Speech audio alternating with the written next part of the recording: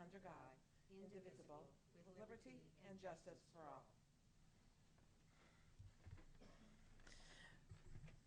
Thank you. You may be noticing from home, we are at full staff. So the next item on our agenda is the introduction of our new school board member. So we welcome Brandy Nunez. And if you want to quick give an introduction, and we are so glad to have you here. Thank you so much. Is this on? Yep. I'm really excited to get started, and it looks like it's going to be a full night, so I can't wait. Yes. Thank you.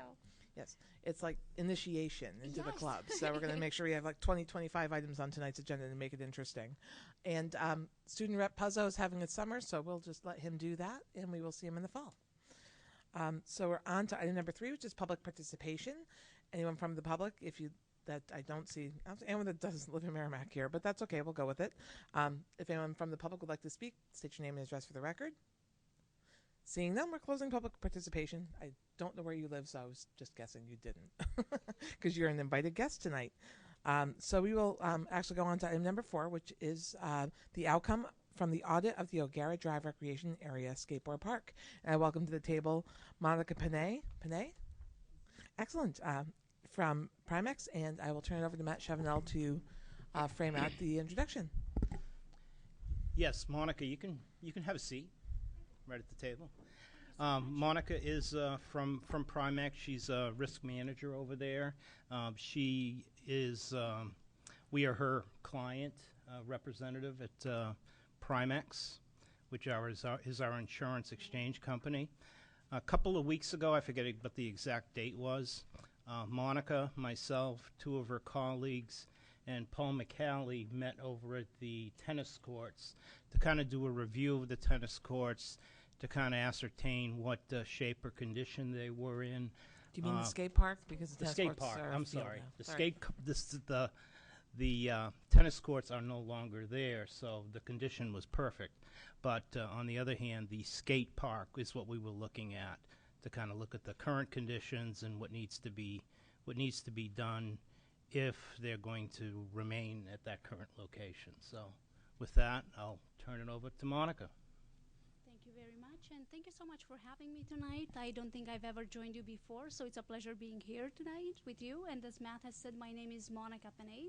I'm your designated risk management consultant, and I have been with Primex for 17 years, and we are your risk management provider. We provide you with insurance type coverages. And the topic of today is the skateboard park, the O'Gara Drive Skateboard Park. And I had visited the skateboard park at Matt and Marge's invitation, and as always, they were concerned about the risk to the school district and really minimizing that risk and making sure that the kids in the community are safe. And that's not a different approach when it comes to Marge and Matt. They always have that concern and the kids' best interest at heart, and that was no exception. With that in mind, I also want to take an opportunity to thank you for being a longtime member of Primex. You have been our partner for many, many years. And if you have questions as I advance through this report, I do encourage you to ask those questions. I know that you actually have a copy of my report in front of you as well, and that's going to have a little bit more detail as well. All right, so with that, let's get started. In auditing the skateboard park, this is something that I had assumed. I made some assumptions, so I do expect that you will correct me if I'm wrong in any assumptions that I had made. So the equipment is currently owned by the town of Merrimack. The land, however, belongs to the school district, and the land lease is expiring at the end of July, at which point the school district will be the owner of the land and the equipment, which prompted the audit in itself. Also, while on site, Paul McCallie from the town has joined us for the audit, and he indicated that at some point the town of Merrimack might have a new skateboard park. There was no representation made as to a timeline or a location, so we're not quite sure about that. So I would invite you to check with your municipal counterpart if that is the case. So meanwhile, that leaves us with shortly taking ownership of the park and the equipment, and I had some findings during my audit that I wanted to discuss with you. I do want to frame the recommendations by saying that typically when I audit, for example, playgrounds, there's a set of standards that I apply, and I'm a certified playground inspector. That the same is not true for skateboard parks. There are no applicable standards in place, and therefore there is no certification. So I don't have any certifications. So when I audited the skateboard park, it was from a general hazard perspective. What hazards do we see and ways of addressing those hazards? So once again, you have the report which contains more detail, but let's go over the recommendations.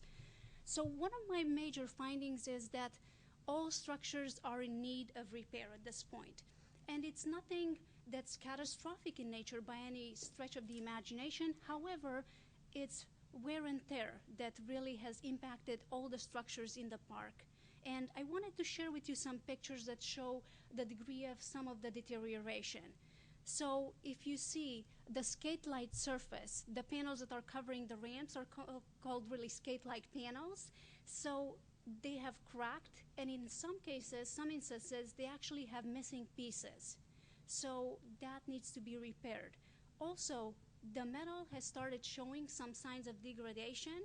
I didn't see that it wouldn't be solid at this point. It still is. However, I would caution you to watch that for in the future for just sharp edges and exposed sharp edges, so something to watch out for. I also wanted to put that picture up on the screen to show you the different panels. So the black panels are your older panels that show signs of deterioration, and then the tan colored one are the ones that have been replaced in the past by the town, and more panels need to be replaced at this point. That's just a different perspective, a different ramp, and a different panel that shows missing pieces of the skate-like surface and more cracked surfaces. And then the structure that's placed by the tree line, I would say, so not at the entrance of the park, all the way to the tree line, that one showed deterioration of the support structure as well because the plastic was cracked on the side as well, so you would need to replace that panel as well. So once again, this recommendation applies to all the structures in the park, and some consistent effort to repair the structures would need to be made. The other item I wanted to bring to your attention was the middle structure. So in addition to repairing it, I had some additional cause for concerns, if you will. When I went up on the platform, on the top of the equipment, the platform seemed to bounce or move, have a little bit of a give in place, if you will, which led me to believe that that has deteriorated even more than the other structures. And also, in looking at the equipment, you might be able to see in the picture there's a little bit of distance in between the panels, which led me to believe that it's possible that water might have seeped inside the structure and we might have some structural damage.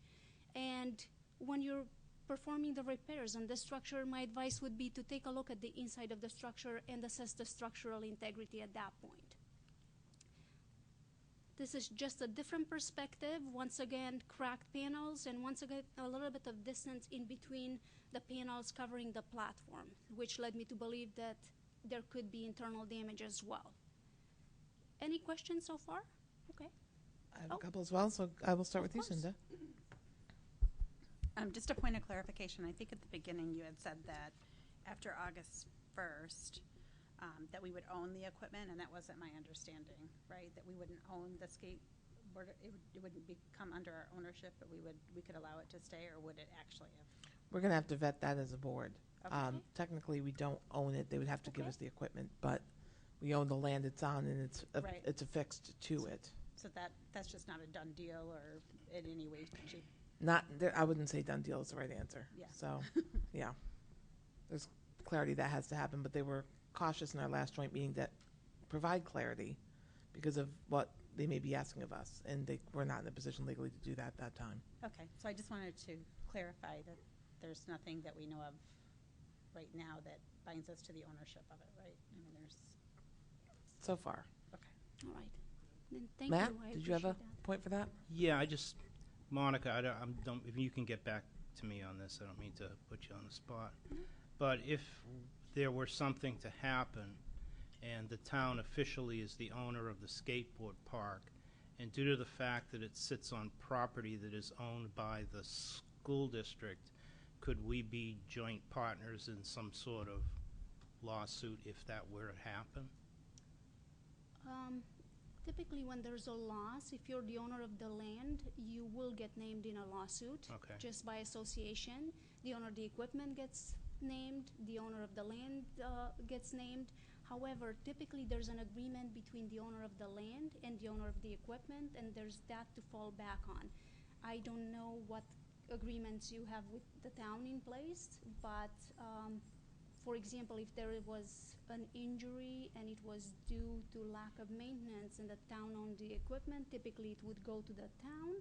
If it's due to hazards on the land and you own the land, it would go to the school district.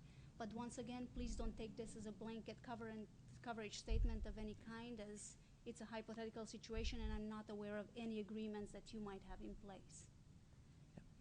And we don't have an agreement. As of in place, 'cause August that was 1st, the there whole won't be thing. an We could agreement. not talk about Okay. it until Correct. after August 1st. So I actually did have a couple of questions on what you presented. In one of your earlier slides, you had rust.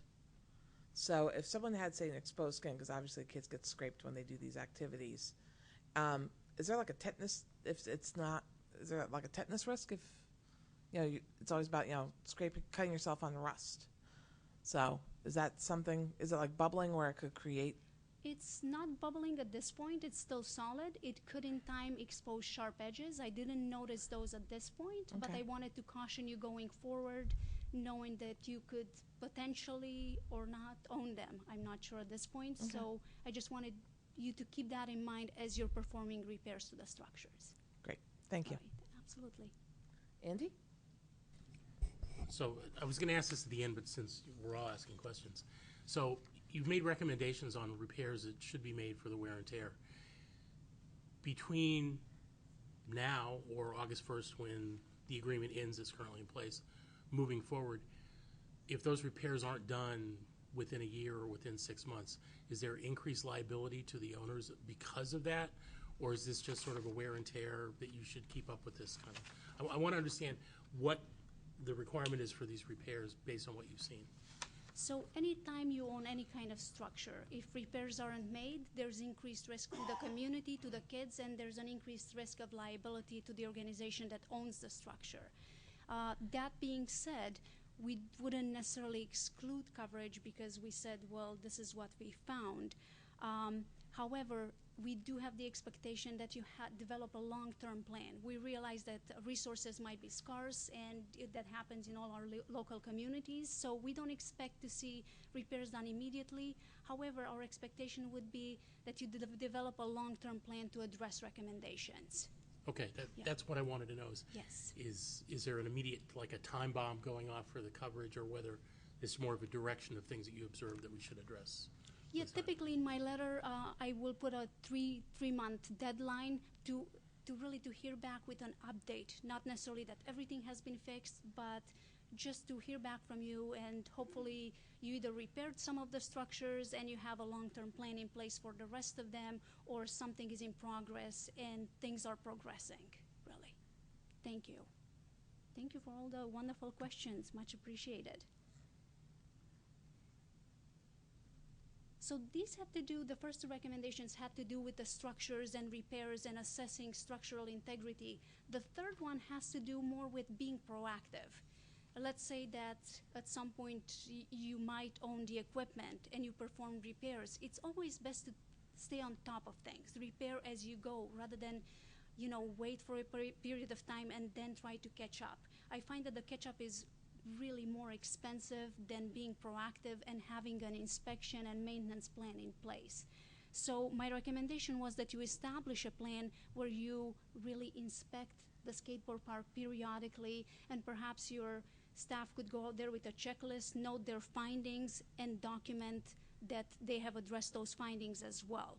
So it's just about inspecting, maintaining, and documenting as appropriate. And I thought that would be a proactive step going forward once the major repairs are done. So that's something to really take into consideration, because with any equipment that you own, there's a maintenance cost involved, of course. Some of the other recommendations were miscellaneous in nature, really. Limiting access to the park after hours. Right now, the town has very appropriate signage in place, and it states that the park is open dusk to dawn. That being said, there is no lighting, so the park is not lit, and it's not locked at the end of dusk, for example. So I would caution you to keeping it open just because injuries could occur to skaters. If you're skating in the dark, you're not able to identify hazards, or things that are not typically hazards could become hazards if we don't see them. So that's why I put that in there. And also to limit access to any, visitors that you might not want after hours. So it's wise to limit access to the park and perhaps lock the gate. The other recommendation was to continue to maintain signage. Right now, the town of Merrimack has appropriate signage in place, and I would encourage you to continue having signage in place, just that rules are followed, and just to encourage the use of helmets and knee pads, etc.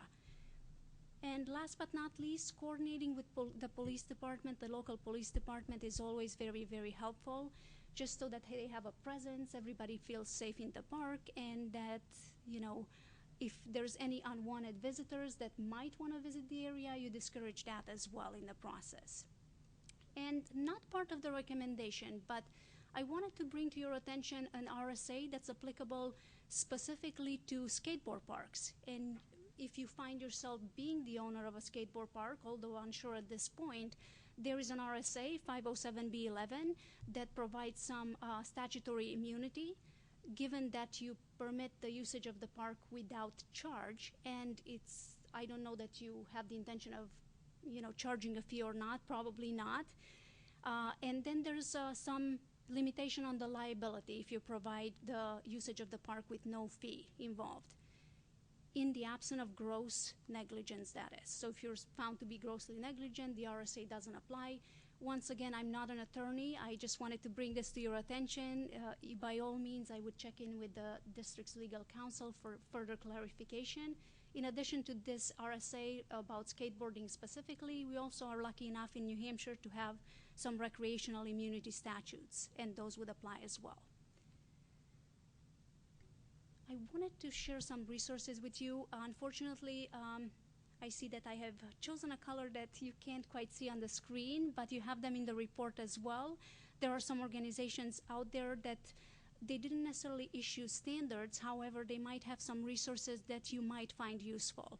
And the last one I included, the NH Skate Parks article. It's not in my report. I came across it after I've issued the report, and I wanted to share that with you because it lists some communities in the state that have skateboard parks. Mostly you will see that they're large cities. It's not common for the schools to own the skateboard park. It's mostly the municipality who owns it. But I thought it might be helpful in case you end up being the owner of the skateboard park, the equipment. You might want to check with them just for additional help. They might have an idea of who maintains their equipment, where they buy equipment, the replacement skate line surfaces, etc. And of course, the town of Merrimack remains a resource to you just because they have been maintaining it up to this point.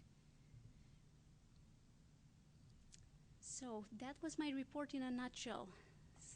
And it's about assessing the risk and deciding what to do going forward. Our advice does remain that if you do own the equipment at any point, that you repair and you continue maintaining, inspecting and maintaining. If you have any further questions? I see Cinda and Andy. Andy can go first. So just a question. So Primex is for both the town and the school. You represent both, correct? Yes. Has there ever been a risk analysis of the skateboard park prior to this? Yes. In 2015, my colleague, Phil Sincere, who is the risk management consultant for the town, has assessed the park and had similar recommendations to mine that repairs be made. Okay, thank you. Yeah, oh, you go right ahead. So, I mean, it's a precarious situation because we can't discuss it until after August 1st, and there is this transition time, right? So, what is it that we need to discuss today? Yep. This is our I see Marta's ideas, so I'll go to her first. So I think tonight we just felt, given the fact that August 1st was coming quickly, that it would be in our best interest to go forward and have our risk management person come forward and take a look-see as to the condition of the skate park. What we don't know at this time is, looking at what Monica's come forward with, what it would cost to make any repairs at all. In fact, I think one of the questions that Matt might have asked Monica is, do you know if any other school district owns a skate park? Because sometimes we call our respective districts to find out what has been their experience. And I believe the answer was, to your knowledge, you didn't know of any school districts. I'm still not aware of school districts owning skateboard parks. There might be some in the state that I'm not aware of, but typically it's the municipality who will own the skateboard park. And it's a part provide of it like as Parks and part Recreation of their or recreation whatever. program. So the thought was, what are we talking about? Because I don't think we have any idea of the amount of money we're talking about to restore it or to make, to fulfill the recommendations that Monica has made. So if you feel that's something that you'd like to do, we could at least go forward and get some estimates of what it would be if it's to be used in the future. Yeah, and then I would hope that we would be able to meet jointly and to be able to share what it is that we've ascertained and come to some joint understanding about what we might do. But we just felt the obligation to go forward. And So personally, I feel the skateboard is an asset to the community. I think it provides a lot for the youth of this town. But to your point, I think it's something that is typically managed through a Parks and Rec department. So it was also my thought that we would never become owners of it, but that once we discuss with town council, when they're able to discuss their plans, that we would simply allow them to keep the skate park on our property as they were looking for a plan to possibly move it or recreate or something over in a different spot maybe is what, not that they've shared any intentions, but it sounded like there were some possibilities that we've heard. So, I mean, I don't know how the rest of the school board feels, but I think the ownership aspect of it is not something that I wanted to embark on, but definitely being gracious with the property that we have and allowing it to continue to serve the youth of this town, I'm 100% for. Andy? So I have a whole lot of thoughts about this in general. I tend to agree that it has value, but there's a lot of questions about, she discussed how Paul McCallie said that there's a goal at some point in the future to create a new skateboard park. I think that all these topics are things that we need to have on the table as soon as we can after ownership. Correct. Where we talk about it, sort of lay everything out and have an open, frank discussion with the town council as to exactly how we can be a partner with them, but make sure that our will of how we see it go forward in terms of ownership is carried. I mean, we have a voice here, but I think we can also help bridge a gap, but it's got to be done with everything above and out in the open and transparent. So. Right. And I think we've even discussed at the board's table is, you know, we gave a lot of notice that there was not an intention to continue this lend lease for another cycle.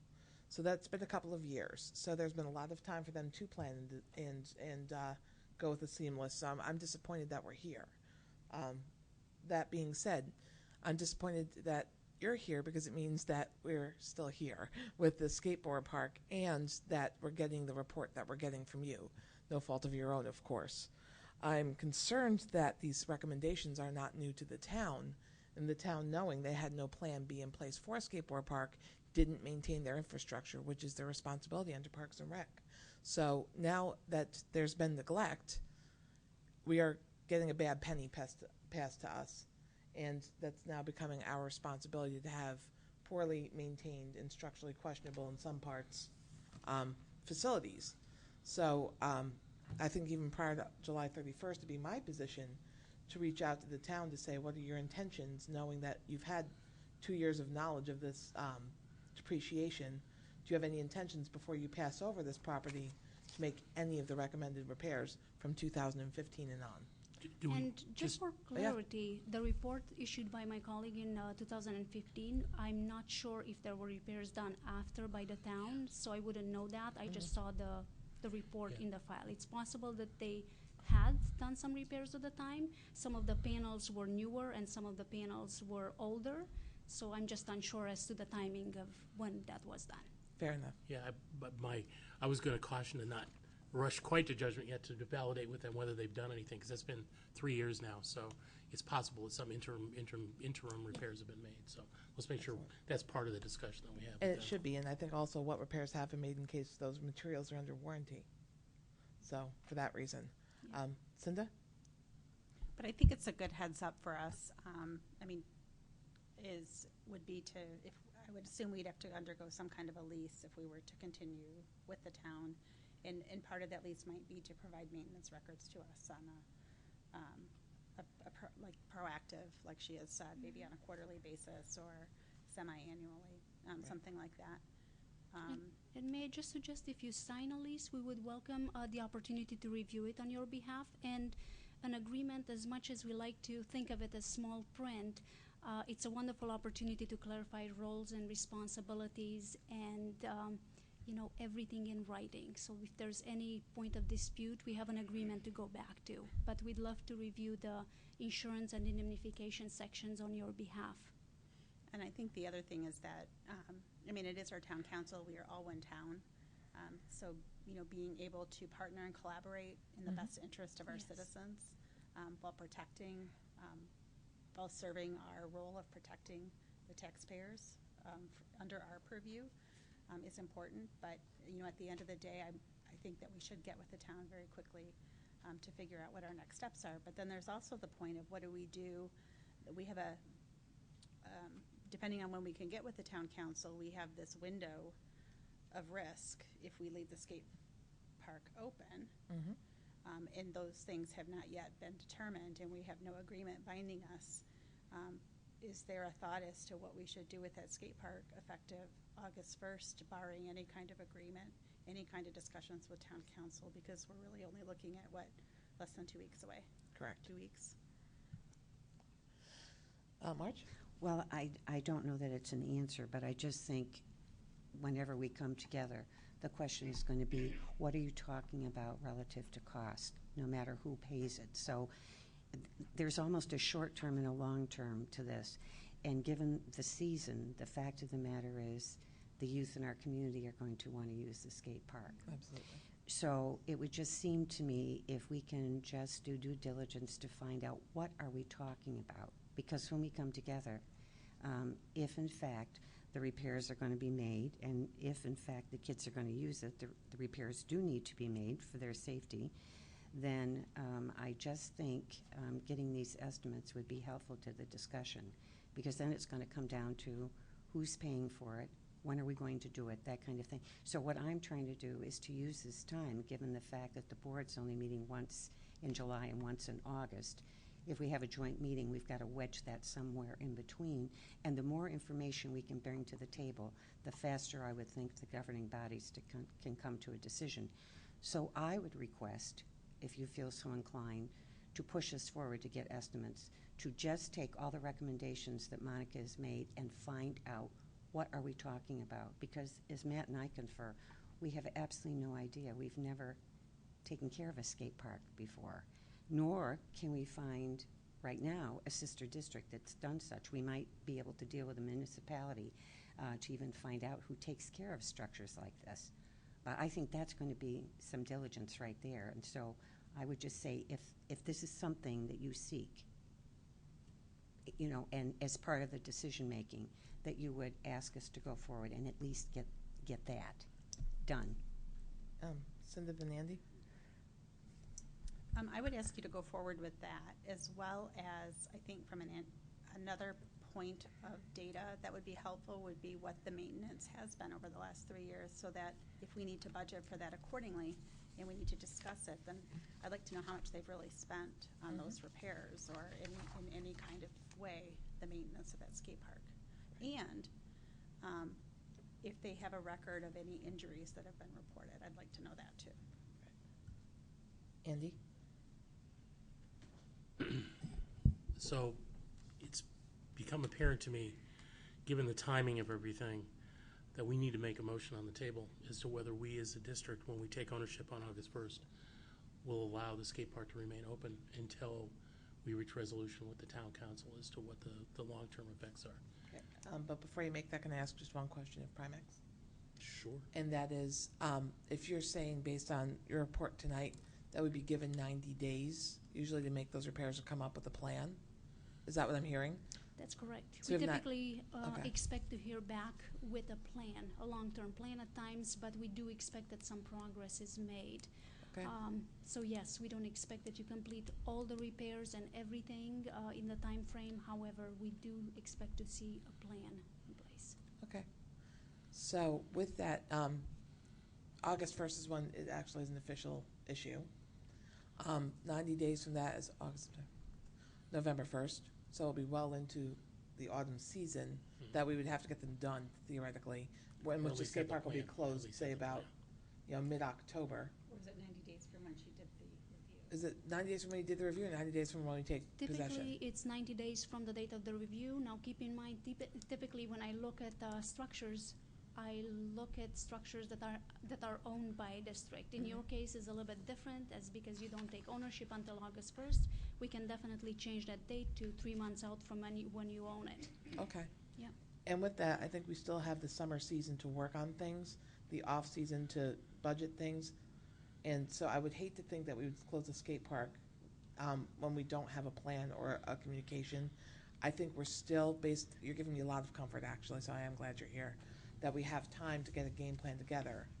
And it may be that the repairs aren't done because we're going to close it for the season. It might be more advantageous for us to do it in the spring, and therefore they're fresh and not exposed to the elements. Right. That would actually be what I'd recommend if I were to do it myself, for my own home, is to wait for the spring. But yeah, I definitely think that we have some time to play with. Naomi? Just a question for some clarity. We're talking about whether we leave the skate park open or closed. I still don't know whether we're going to own it during the time period that we're saying we'll have it open or closed. But whether we own it or we don't own it, we own the land and can say what's allowed to be on it and in use on it. So we still have some latitude, I would assume. But to that end, whether we own the elements or not, we definitely own the land under them. So we can say we don't want these elements being used. We're okay with these elements being used, Okay, and but, this is what we expect of you. but that may be splitting hairs, but I think that's an important difference No, to I keep think in it mind. is. Andy? I'll agree to disagree. At the end of the day, it's the town of Merrimack has liability for this, whether it's the school district or the town, whether we own the land and they own the equipment, whether we own the equipment. And it's the same risk management company that's dealing with it. So I prefer, in my mind, once August 1st comes, we have things that have to be done. We take responsibility for the piece of land that's no longer part of the lease anymore. There's a skate park on it. We have a meeting at some point set up with the town council where we will talk through it and discuss the long-term approach. We don't know today whether we will be responsible for maintaining, whether the town will be responsible for maintaining, when it will happen. What I'd like to do is not speculate on what we're going to do, because we have to have that open discussion, but at least make it clear that when August 1st happens, that the park will not be closed. That's the motion I will make, but with the commitment that we will work with the town council to come up with a plan within the first 30 days after we take ownership. I think that, to me, is the prudent next step, because anything other than that is conjecture at this point, or speculation, because we haven't had the ability to talk about it until now. Agreed. Naomi? I agree with everything you just said. The difference for me, and again, it's splitting hairs perhaps, is that what we'd actually be agreeing is to permit the land to continue to be used for it. We don't actually open or close the skate park, or we don't know whether we'll have the ability to do that at the moment. Well, we could choose to not allow anybody on our land as of August 1st, so we have the ability to keep it open or closed. Oh, absolutely. I'm just suggesting that when we're doing this, what we're talking about is permitting use of the land. Right. So to that end, I think we can actually, and I personally think that some of the recommendations are very good. We're about 50 yards from the police station, and they lock things all over town that shouldn't be used in off hours. Our transfer station, our turnpike track, so they're 50 yards. So I think asking them at dusk to walk across the street or ride across the street or whatever to do that would not be a big ask. Things we talked about when, before this even came to a head, the way it has right now is we've always wanted cameras. We know that they're using cameras in the recycle center, so if I throw something inappropriate in, you got me dead to rights. If I throw a piece of styrofoam in, I'm guilty as anything, but we have a skate park and we don't have the same line of sight, so I'd love to see that. I think we all have declared in joint meetings we'd love to see that. So those are things I think that we will want to ask as we do talk about the courtesy that we're looking to extend, but it's being extended with expectations of responsible oversight.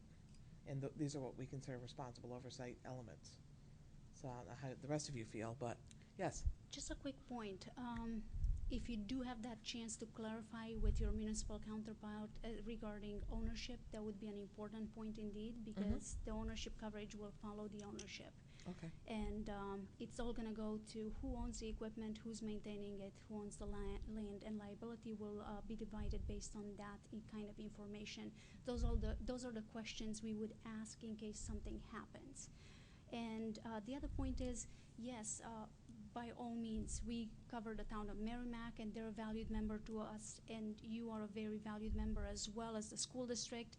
That being said, any losses that you incur, they're incurred in the community, but just to let you know, you are different accounts as far as coverage goes. Merrimack School District has their own standalone account, and so does the town. So any losses associated with your account will impact future contributions. And that's why it's so very important to bring clarity to the process and make sure that we know who owns what and where responsibilities fall. Excellent. Yeah. Thank you for that. Cinda? I think the answer is no, but I just want to be 100% certain. So is there anything in what you've heard tonight that would prevent us from having coverage August 1st between either of our entities, the town or the school district? Knowing there's a lack of agreement as of August 1st. We would ask you if there's, let's assume there's no liability loss at all. Let's assume we have a lightning storm and the equipment gets severely damaged. We would be able to work with you towards perhaps replacing some of the equipment, but the question will be who owns the equipment. So I think it goes back to that question of providing clarity. And furthermore, it's important to revisit the recommendation on inspection and maintenance. Shannon, as you have said, it's possible that maybe you perform repairs next spring because you need some time to come up with a long-term plan, and that's fine. I would definitely start on inspecting and maintaining what we can, because the equipment might incur further deterioration. We're only aware of that if we periodically inspect. So I would definitely take that step as well. Thank you for that. Okay. So do we So have? it sounds like we do have coverage. It's just a matter of we'd have to get down to the ownership piece. Right. One way or the other. Yes. Yes, Matt? Yeah, if you don't mind. I don't. The only concern I have is if we start doing repairs on it, meaning our maintenance department starts doing repairs, of which they're experts on playground inspections, and we do have professional companies that come and inspect our playgrounds. As you well know, we make sure we have the special bark mulch, and it's at a certain depth, and we get a certificate from the company that supplies it for all our playgrounds. We're not experts on skateboard parks, and Monica even mentioned that if we do get into it and start replacing panels, there could be some substructures that we don't see that could need to be repaired too. So I'm just a little bit reluctant in starting down that process of looking at repairs and then actually having us make the repairs, which would almost make us responsible for the playground without us taking ownership of the playground. Go ahead, Marge. I don't want us doing any repairs at all. Our maintenance department is not equipped to do that. So it's finding the estimates to make the repairs that Monica has found in her report, and then also, discerning what entity would be able to maintain it over time. I mean, we know that parks and recreation departments around the state have responsibility for skateboard parks. It's not something we know right at this moment. So that's another part of the investigation, to try and get this information known before we go forward. But you can see, because this is something brand new, we really don't have, a body of information, but our maintenance department absolutely cannot take responsibility for this. Just can't. Andy? And then Cinda?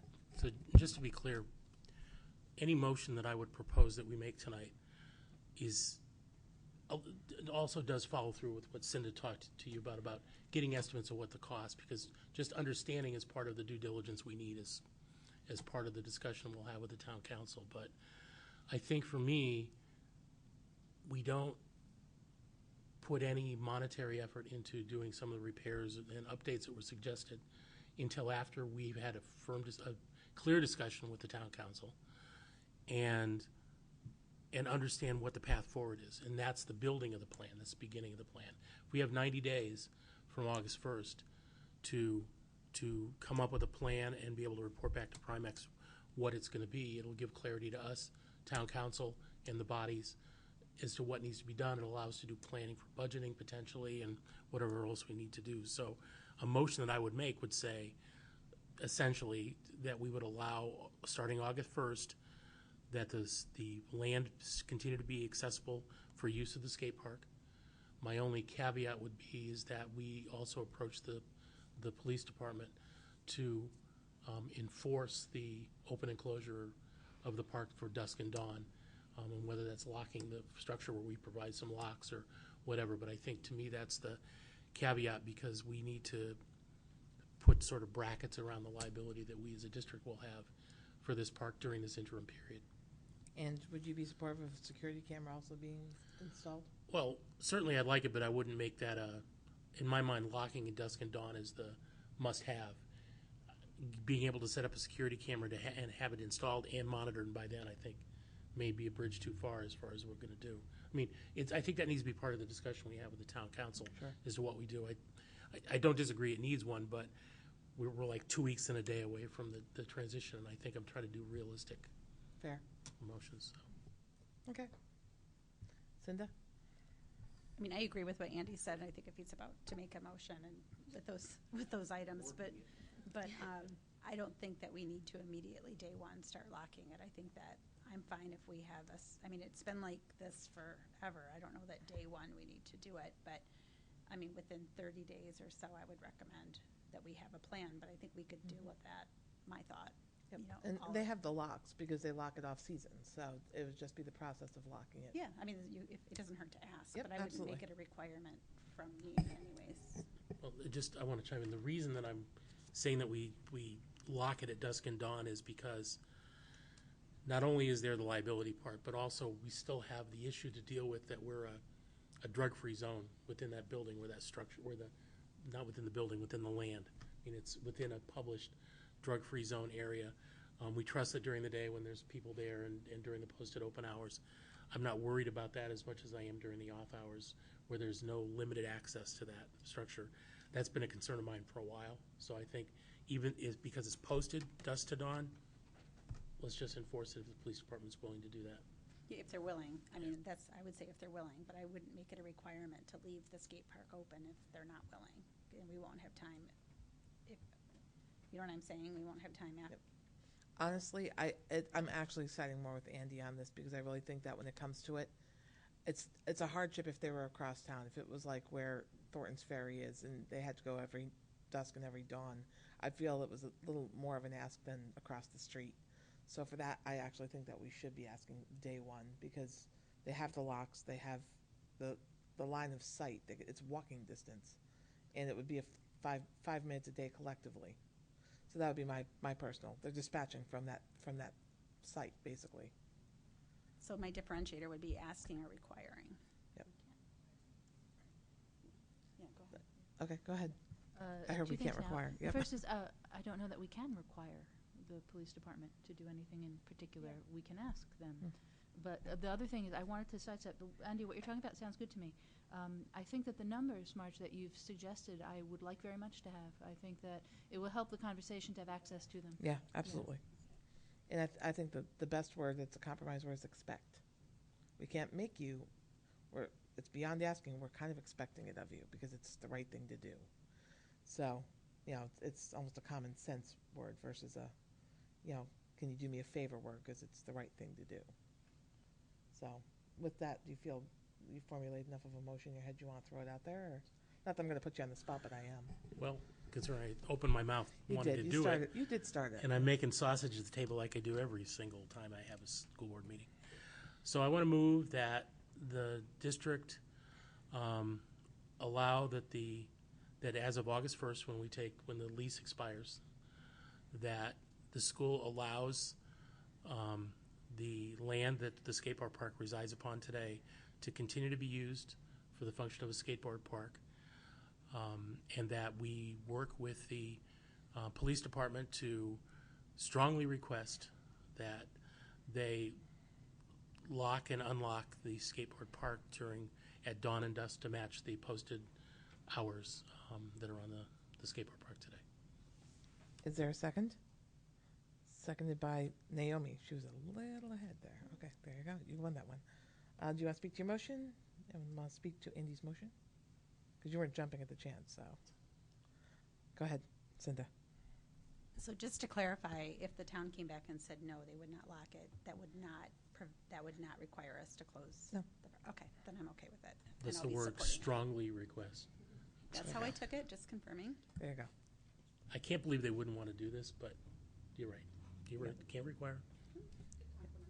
And I think what's important that we did tonight is by airing this so granularly and publicly and having Primex in with that expert insight as to what this really all means to us has been valuable for us to make a good, informed first step. So with that, if there's no other comments, questions to the motion, let's put the motion to a vote. All those in favor signify by saying aye. Aye. Opposed, none. The motion carries 5-0-0, because I can say that now. We are fully staffed. So with that, we thank you so much for your information. We look forward to working with you in the future. You've been a wonderful partner of ours, and thank you for the constant collaboration. Thank you very much for allowing me to join you. Enjoy the rest of your meeting. You as well. You enjoy your evening. And we're on to item number 5, which is the Honeywell Phase 5 Energy Project Proposal Overview. So I invite to the table Jim Lucy, and out of retirement just for us, Wally Howe. Thank you. So we were with you October of 2017, hard to believe, and we had a similar presentation. This will all, I know, all be new for the new board member, and we also had a chance on June 12th to meet with the Planning and Building Committee and to review this similar presentation. So we appreciate your time. We're trying to do two things at once. I'm getting this loaded.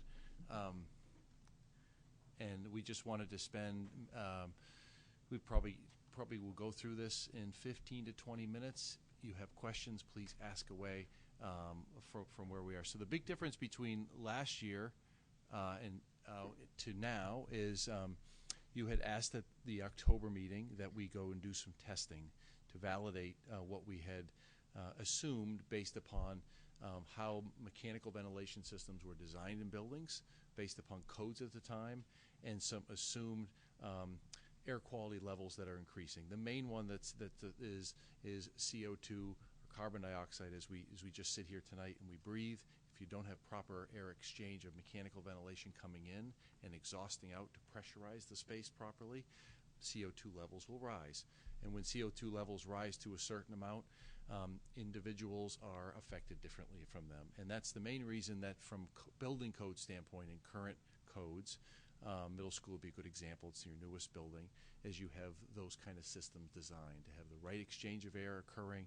So you come into a classroom space and it's set up and conducive for learning, and these are things you just should take for granted. And so the main thing that we came with to you is before, is part of our ongoing relationship, is to kind of give you an update of some capital planning things which are more end-of-life driven and maintenance driven per the last conversation. So I'll go through the following subjects. I believe everyone has a copy of this with them. We just wanted to talk a little bit about the background. I think that's familiar for most of you, and then talk about some of the objectives and considerations of the different projects that we've done and experiences, and then get into some of the individual building needs and opportunities that we see, and then talk about some next steps. So from a relationship standpoint, Honeywell's worked with the district for the last 3+ decades. Primary core role that we've done with that is helping proactively maintain your heating, ventilating, air conditioning where applicable, and temperature control systems, both mechanically and control-based. So we have contracted services with you that's part of your annual operating budget. We have dedicated employees that work in your buildings to maintain those assets. As we'll talk about here in a minute, a lot of those assets really have extended beyond their rated life. We would attribute some of that around the dedication of the district to invest in proactive maintenance of systems. As part of our relationship, we've done a couple of different energy performance contracting phases. And so back in 2007, we did the primary phase. We did a comprehensive energy audit of all your buildings at the time, looking for ways to reduce energy consumption, as well as upgrade systems that impact how comfortable a room is or the ventilation. And we did about $3 million worth of work then, where we basically developed from a planning, from a design, from an implementation standpoint. You had one contract with Honeywell to do the work. We guaranteed a level of energy cost savings associated with the work to help offset cost and be your funding source.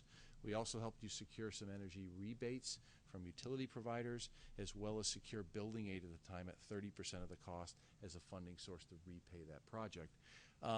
Every year we have to show you reports. We present them to Tom and Matt to document that we're meeting our contractual obligations. In the next page, I'll show you how the running report of how we're doing with that. As part of that effort, we also invested, the board and the Planning and Building Committee at the time invested about $750,000 into James Mastercola Upper Elementary School to put some mechanical ventilation upgrades and some front office area upgrades into that building. So most of that complex has been taken, but some of the areas are still left to be done. So there was an intent to do some of that then. Fast forward really to today, and we're 10, 11 years older with a lot of your assets, and that's really what sparked conversations with Marge and Matt and us to go proactively back into your buildings. And Wally, who primarily was our building lead of doing the audit back in 07, 06, to come back and work with our team around refreshing things from an idea standpoint. We are still at the idea stage. The next stage would be looking for authorization for you folks to have us move forward, take these ideas, put some design thought process to them, and put some pricing to them, and come back to you in about 90 days with a proposal to execute or to consider some of these ideas as part of your next year's budget cycle. So this is just a sample of what we're committed to contractually with you each year of this program. So we had just under $200,000 energy guarantee, $195,912 that we're obligated to demonstrate to you every year. We've exceeded that, as you can see to the far right, around net results every year of the program. So we're $1,258,180 beyond and exceeding beyond what you committed to contractually back in 07. So we're meeting and exceeding the financial results of this program. What's not showed here is the building aid that you're receiving every year, which is 30% of the principal of that project, and then utility rebates that were received upfront as a one-time payment. What's also, I skimmed over, as I think you're aware of, we did the natural gas conversion as a subsequent phase, and then last summer we upgraded the mechanical ventilation in the kitchen, cafeteria at the high school, which was an end-of-life replacement that just needed to be done.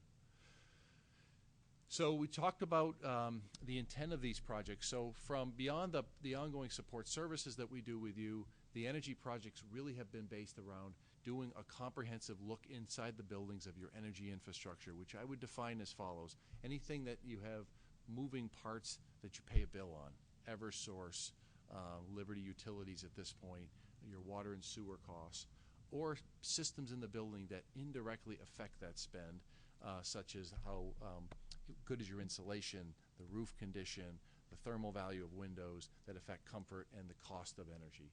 So that, to me, would be the building infrastructure. So how do we self-fund these improvements? What does that mean? It means that we're not looking to charge you upfront money. How do we come up with a creative way to finance and fund these project improvements, which was an objective of the first phase?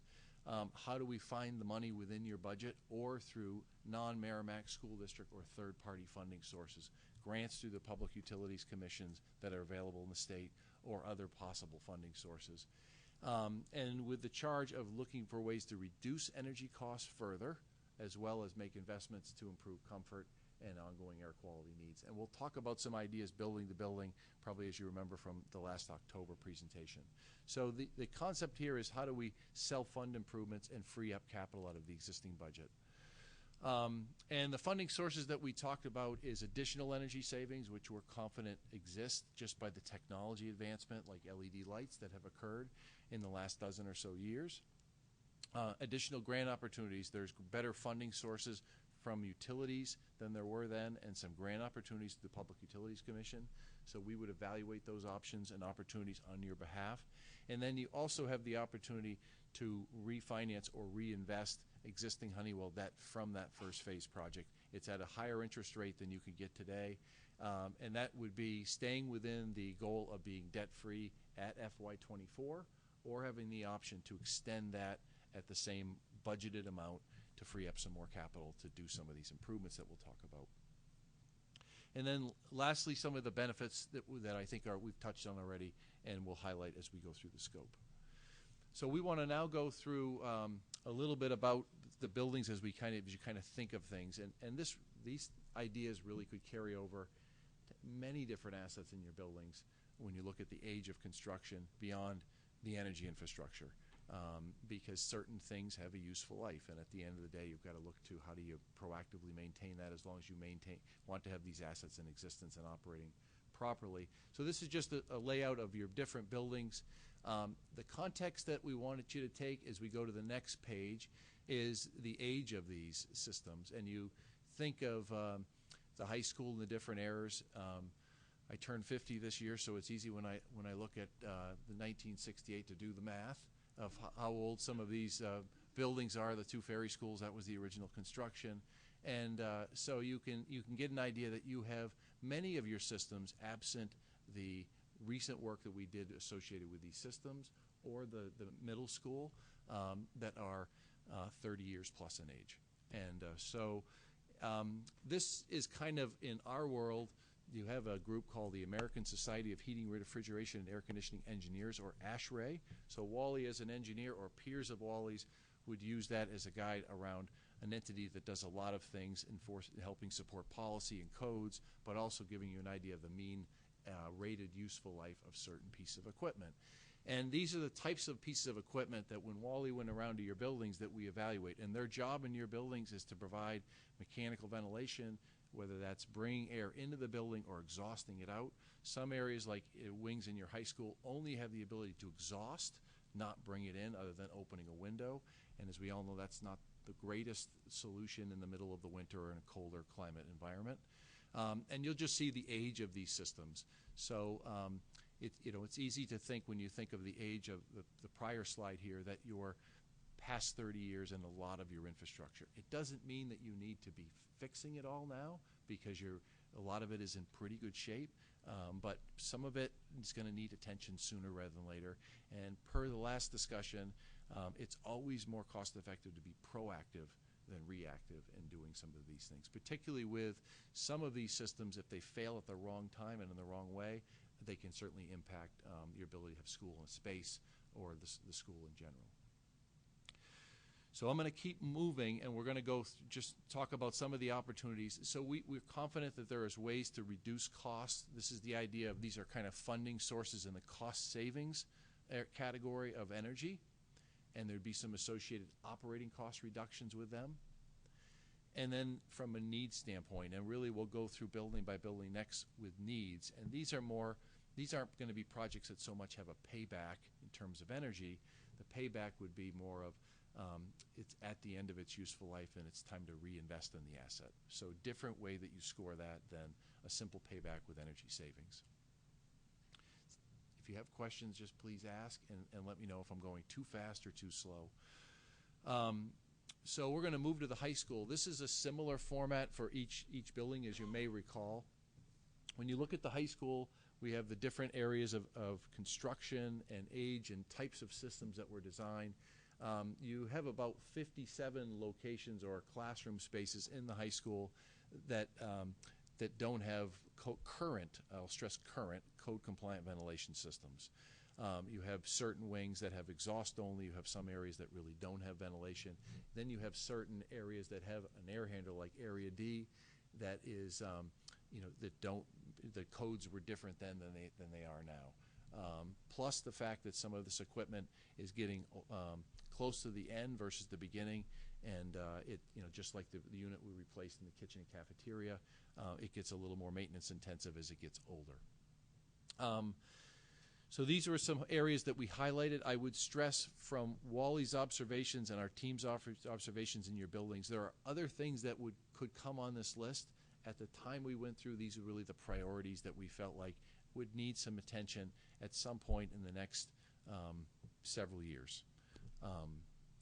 Happy to, you want to elaborate on any of these, Wally? The next page really, which was the action that we took from the last meeting, is we went through, Wally and I collectively, and did air quality testing in the spaces. So I want to quantify what we did. We went through classroom spaces in the December timeframe, and we went into occupied spaces, which is the desired time to be doing it. We wanted to wait until the colder months because that's the more accurate time to be doing testing. The building starts to get a little bit tighter. You're in a heating mode. You're running your ventilation systems that you have. And we wanted to find classrooms that were occupied. We didn't want to test in a room that had not normal conditions, 1 or 2 people, or they were in transition from one class to the other. And we also wanted to footnote conditions that were in the space. Was a window left open? Was the door left open? Was the ventilation unit running or not? Those kind of things. So we had presented the results of that to Marge and Matt in a meeting several months back, and we'll summarize some of the results to you tonight. So we took these kind of crude layouts. I will confess, I think these are circa 2006 floor plans of the district that Wally and I worked and made some highlights. When you see yellow areas that are highlighted, those are areas that are ventilated and should need any help. When you don't see the yellow highlight, those are areas that are not meeting current code compliance for ventilation systems. Can I add something? Yes, please. It may be in yellow, but it may be ventilated. Yep. Yes, sorry. It may be in yellow, and it may be, which means it is ventilated, but it may be some of your oldest systems. Like if you look on that sheet, the F wing, 102, 104, down at the bottom there. Those areas are ventilated, but they're real old. They need to be replaced. So it's just because it's circled in yellow doesn't mean that you shouldn't do some work there, and it needs some work. It's just the other areas that's not highlighted in yellow, there's just no ventilation. It's just exhaust systems. Okay, that's Yep, the no, only thanks for clarifying. So we went through, in the bottom right-hand corner, you'll see outside CO2 or carbon dioxide, 449. That's in parts per million. So that was the outside air reading the day that we showed up. And I think the high school was done, high school was done on November 14th. The rest of the buildings were all done on December 21st, 2017. Outside air, or the temperature, was 40 degrees. So arguably, the further you get into the heating season, the more concentrated some of the readings will get, meaning the worse that they'll get, because the colder it gets, the ventilation you have, you might only be bringing on the minimum outside air on a really, really cold day, or as it gets colder, things can accumulate throughout the day of the school year. So what you should know, as you think about, is that it's really 700 as a rule of thumb. 700 parts per million above outside air is really the max threshold that you want to see. So if you think about that, that's about 1,150. parts per million. So that would be the area. Some people will say 1,000 and higher, but when you're getting that 1,000 to 1150 range, if you see higher readings than that, you don't have the proper air exchange. CO2 readings are getting up, and people can start becoming symptomatic to that. Yes? When you say symptomatic, could you please explain what type of symptoms children, staff would start to experience? I'll first qualify that we are not, and I am not an industrial hygienist, and that people are impacted differently. But it's recorded that you can be sleepy, tired, headaches, and just those kind of symptoms will happen to people when you get higher CO2 readings. And just like anything, I think about if you're going to paint your house, you start analyzing paint colors when you drive by, and you start thinking about the CO2 conditions, as Wally and I've done for years. We walk in a building, you can smell it, you can feel it when it doesn't have that exchange going on. And but those are the specific types of symptoms that would occur. The higher the reading, the more of those, the larger that list grows. None of your schools were at extreme levels where you could get into other symptoms. Well, the other thing that I can add to that would be if you take a room and the CO2 levels is high, that means you're not bringing in much outside air, so you're not exchanging your air. So if there's a flu going around, if there's colds going around, and so on and so forth, you're concentrating that in the room amongst your students and stuff. Just makes it that much worse. If it was ventilated better, that doesn't mean you aren't going to have the flu and you aren't going to have the colds, but it would at least help mitigate some of that. Ventilation is your best way to dilute and flush a building. That's why they're there. And you think about people will say, I've caught a cold on an airplane because it's recirculated air. So if you look at the handout we gave you, we highlighted in red some readings throughout there. And again, the threshold here is any time that we're at 1,000, 1150 or above. And you can see pretty much most of these results validated what we assumed when we were with you before. You could see, for example, bottom on the G-wing, that's a fully ventilated area. We didn't have any high readings there at all. But when we get outside of that, we get into some higher readings.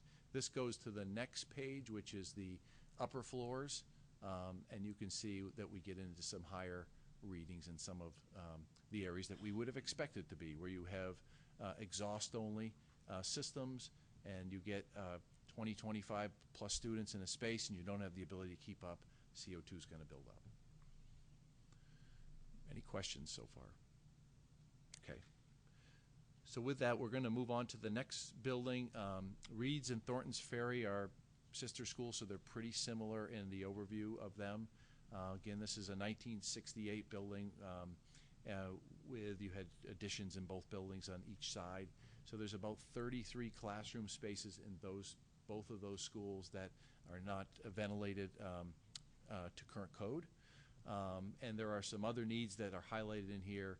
Again, these are more things that were front of mind or on higher priority items based upon the age of the equipment and how it's running currently that we would recommend. What our proposal will be at the end of this presentation is to basically do a more detailed engineering study, put pricing to things, put cost to things by building. Some of the things that are on this list may expand, they may contract, but do a more detailed assessment to come back to you in the mid to late October timeframe with a specific proposal that we can talk about where you have some real numbers in front of you.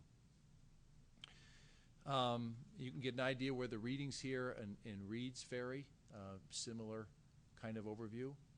Again, we didn't test every room. We did spot readings, and really what I know navigates us when we go into a space is where, again, do we have enough people inside a classroom environment to give a good reading for a test. And also we wanted to get a good random sample. So you'll see we took tests all throughout the building, all the different renovated areas. We went to larger spaces. We went to some of the smaller spaces as well, but mainly classrooms were tested. these readings, other than the high school, the readings in the rest of the schools were all done 21st, 22nd of December. Yep. And if you look at the upper right-hand corner, the outside air temperature was colder that day that I was here, 25 degrees. When it's colder, the teachers don't have a tendency to open windows or crack a window and stuff like that, so the CO2 levels build up even more. So that will make a difference. Same thing for Thornton's Ferry, really a repeat of Reed's Ferry. And here were the test results that we noted in Thornton's Ferry.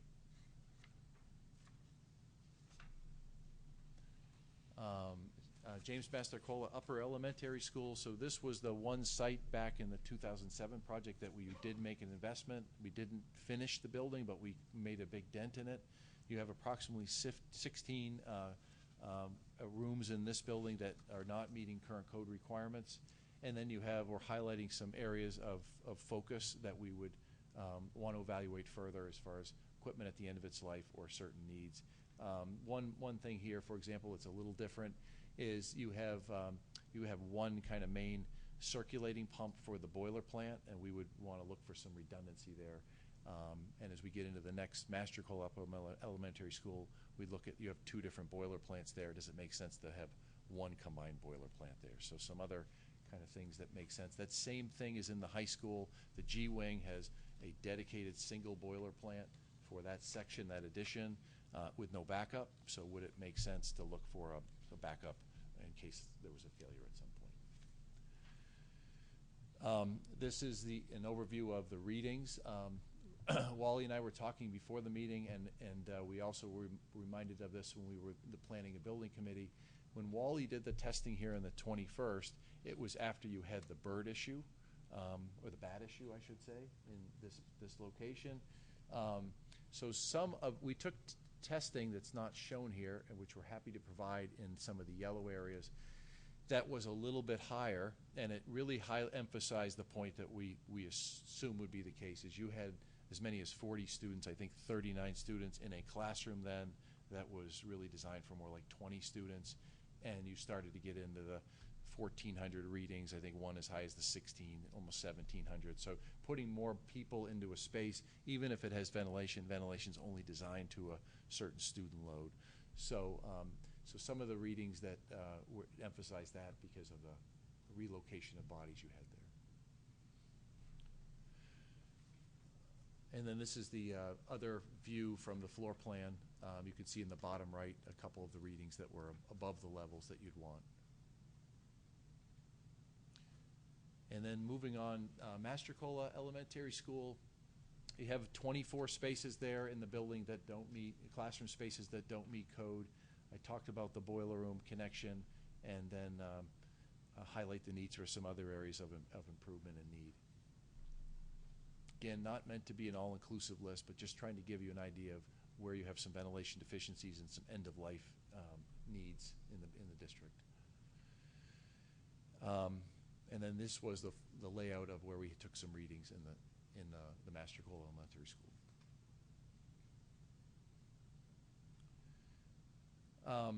So if you're wondering, the middle school's not on here. We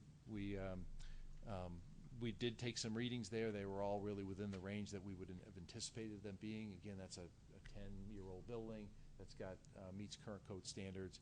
It's just a matter of taking care of the assets. We do anticipate that there'd be some energy savings opportunities at the middle school, but from a capital needs standpoint, we think you're in pretty good shape there. So in terms of funding sources, again, the idea here is that we would, in the spirit of the other energy projects that we've done, we look to try to find a way to fund in whole or in part the project. And so just ideas that we're throwing out that we would explore and collaborate with you on is we're assuming that this new project, and I stress assumption at this stage, we would look to validate these assumptions after in the next phase if you want us to proceed with that there'd be about another $150,000 in annual energy savings associated with this work. A lot of that would come through a lighting retrofit in the district, but there'd be some other areas of improvement that would generate savings. We would also assume that you'd get, in the range of $150,000 or more of a rebate through Eversource from an electricity standpoint. Maybe some rebates you get through Liberty Utilities. They also provide them as well when we can reduce gas consumption. But we think it's reasonable to assume that from a funding standpoint. We also looked at the existing debt that you have from phases 1 and 2. And that's currently at about a 4.5% interest rate, so we would look to refinance that. If we look to refinance that within that FY24 debt-free goal, I think that interest rate of 2.5% is probably realistic because it's a shorter-term debt. And then you see the existing debt amount. I should have populated it. Will be in FY21 $467,482 in your budget. That's associated with phase 1 and 2 projects for Honeywell, so it's kind of Honeywell capital improvement affiliated debt. And when we talk the difference between a couple of different funding scenarios that we would work with you on, one is to essentially use that payment at the end of FY21, keep it in the budget for 22, 23, and 24 as a way to self-fund some capital renewal. And then another idea is to extend it out beyond 24 for a 15-year term, and then use that as a funding source to create some capital to do some of these improvements within budget funding and resources. So that's really the example scenarios. Scenario 1, again, these I stress are examples. There is not a scope with this or a project. That's what we would propose to do next with you. Just wanted to try to give you an idea that there are some ways to try to fund some of this without impacting the budget. So in scenario 1 is kind of the idea of, in the goal of being debt-free in FY24 still, is to do a 5-year financing program, a capital project. We believe it could free up approximately $2.5 million worth of capital by refinancing the debt and extending it for 3 years, using the energy savings of $150,000 assumption, the utility rebate of $150,000, would all allow you to fund in the potential of about a $2.5 million project within that 5-year period. Now, if we look at scenario 2, it essentially takes it to not a 5-year period, but a new 15-year period, all using money that's already in your budget, that whether you do this project or not, will continue to be in your budget, with the exception of the debt, where we're proposing here to give you the option to reinvest and extend that debt beyond FY24 to allow you to self-fund some capital dollars. And this could raise over $7 million worth of capital improvements to deal with some of the things that we highlighted on the prior slides. Again, these are just illustrative examples around how you could look within the budget to self-fund some of these projects and not look to the taxpayers for additional funding for some of these needs that are being brought to you. Any questions at this point? Any questions? Cinda. I don't know if this is a question for you or Matt, and one of the things that I've noticed and would be interested in finding out more information about in our district is like the upstairs areas at the upper elementary school or the high school. They get very warm in September and June, and when you go to almost July 1st and even through the month of September, it's very, very oppressive from what I hear and what I've experienced. So I don't know if there's any ways to look at what is, especially before the school year starts, pick a couple of classrooms. I know the upstairs at the high school is supposed to be air conditioned, but when I was there last fall, they didn't feel it. If there's a way to get some temperature data points of how high the heat goes, particularly in these brick buildings. I mean, that's kind of how you bake bread. It's like they get very warm, it feels like. But I don't know if there's any ways to look at what areas might need, or we could consider air conditioning for, along with some of these other projects, if there's some synergies with that to be able to at least consider. Yeah. Correct me if I'm wrong. Could we download that data from our EBI system? And it's available. On some of it. I mean, some of it. There's not census every in room, every room, but there are some census that Okay. I don't I don't know if they have trend reports, Yeah, I don't know. you know, on all the points. Right. So you might not be able to, you know, download it today, what happened a week ago. Right. But they could put trend reports on a lot of those sensors and run a trend, you know, this fall when school starts back up and so on and so forth to see what's happening. Yeah. The other thing is, you mentioned you thought there was some air conditioning at the high school. There is some at the high school, but not throughout the whole second floor. Right, there's one part of it that I was in one of the rooms that was supposed to be when I went for conferences last Okay. fall, and it was. It depends what time it is, because a lot of this is on timers, Right. and certain areas do shut down. So if it was after a certain period at night, the air conditioner would probably shut down. So I don't know, maybe just for the thought for the fall, I don't know if there's a way to override it for that one day when parents come. There definitely is. Yeah, maybe there definitely is. That would be a good idea. Yeah. The other thing is, from what I had heard from the teachers, is that they can't leave the windows open at night, for I think some obvious reasons. Yeah. And so they're not getting that opportunity to get some of the cooler air in before the next day starts. And I think I was in one room that had 5 or 6 fans, and I was imagining how I would be able to learn in that kind of environment and how challenging it could be to learn in a room of that temperature. So I guess I'd like to know, if that's something. I mean, at least I think I'd like to have some data on it. Is that something that we can do, and how hot do those rooms typically get during? We have September coming up, right in front of us, and then secondly, as we go into budget season, does it make sense to look at an estimate that would kind of marry those things together versus looking at them separately?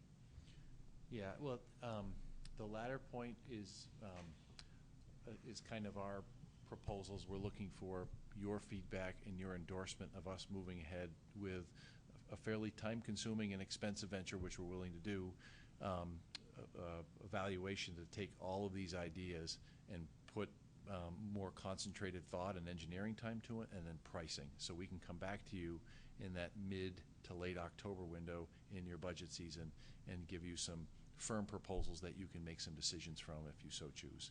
And that could be you just proceeding on a building or section of a building or a group of buildings, but that you'd have the data available to make those decisions. Back to the high school, some of the rooms, and I wasn't sure where you're referring to, but when you have exhaust only, you don't have the ability to kind of, another idea instead of opening the window is you can use the ventilation systems to bring in colder air at night or colder air during the day to get some free cooling. And without that ventilation capability, or mechanical ventilation capability, it's hard to control the space properly. And so that would be benefits from an upgraded system that would occur, better control of the space. And if you wanted to look at something like air conditioning, I think those are kind of feedback points that would be really important to know, because that's a fork in the road right now. Replacing air conditioning where you have it is, I think, an assumption that we would make that you'd put it back where it is. But to put air conditioning in classrooms that isn't there, it's a whole different design and it's a whole different pricing structure. And once you design something heat only, it can be very expensive to then go to AC. So knowing, having at least a broad direction around that would be very beneficial if this is something you want to look into further. So what you're saying is this is the time to ask those questions. Whether it's tonight or sometime in the next 2 to 4 weeks, I would say that would be the window. Yeah. Good. Just off the top of my head, Jim and Wally, if we're looking at like an air conditioning system, those schools were built a long time ago, and I know there's not a lot of room between the ceiling and the ceiling and the joist, the cross members up there, for running duct work. So that kind of complicates things too, doesn't it? It really does. It would be a little easier on the top floor. I guess you could run ductwork outside on the roof, but that can present problems Other too. problems, yes. You know what that's like at the middle school, even Yes. with some of the ductwork you have there. Mm-hmm. So, but most of that second floor classroom area at the high school is not ventilated at all, other than just an exhaust fan, as Jim said. And with no window open, even if the exhaust fan is running, it really cannot get enough any air to take out of the building, even at night. But if you had a univent, like you do in a lot of classrooms, in the wall, you could run that unit at night. You could bring in forced ventilation with the exhaust running, and that would cool your room down without having to open a window. Security, you know. Yep. That's not air conditioning, you know, not AC like you'd have in your home or something like that, but it does at least bring in ventilation. There ultimately are, I mean, you could do a univentilator with air conditioning, so there are solutions to it. I think it's a philosophical decision of do you want to air condition your entire building or add to your building or not? And those are certainly scenarios we can help run to ground and work with you as a partner on. Which we're open to. It's just a matter of feedback. Is that Naomi? Quick change of topic. You mentioned renewable energy. Could you Yep. talk a little bit more about that? Yeah, so renewable energy is advancing certainly in areas like solar PV, where you generate electricity from solar. We've put some solar thermal systems in where you're using that for heating your domestic hot water, for example. And then there's some alternative fuel renewable technology that would possibly make sense. I think the most viable option here would probably be to look at something like solar photovoltaics, where you have roof space or parking lot space. They have canopies that go over a parking lot, or maybe some open land spaces that we would evaluate for the merit of that. And to me, that would be largely a payback-driven measure. But sometimes people are interested if it's a marginal payback because of the renewable aspect of it. There are other applications we've done in many school districts where we put a very small demonstration system in and then link it to curriculum. So if you have folks that are in your buildings that are strong sponsors of that, I can think of the 2 people that we sent to the Space Academy that have an interest in this. It can be a great way to get practical learning tools into the classroom. And so for very small scale dollars, we can put small demonstration ones, even like a wind turbine in. So different approaches, but I do think that something like solar PV would be a potentially viable economic investment for you to look at. Again, that's something that we would propose to run to ground in the next phase of this, but there's also some academic learning things if that's an area of interest as well. Yep. I don't think on the fuel side it makes sense with natural gas pricing to probably look at any kind of biomass or other ground source heat pumps, geothermal type systems. I don't think those are probably at this point viable paybacks for you. Yep. I did have one question. It was about, obviously, the age of our buildings. The middle school is air conditioned because it was built in 2004, but the majority of ours were not even close to being built in 2004. And with that, are you finding in New Hampshire, I'm going to go southern New Hampshire because that's what I would call a sister economy to us, that there are schools that are putting in a wide range of air conditioning type units in their buildings? Yeah, I'll be honest, Shannon. I don't feel like I have enough of a thorough sampling. I will say this: I think when it's new construction, like the middle school, you're seeing much more of that as a constant.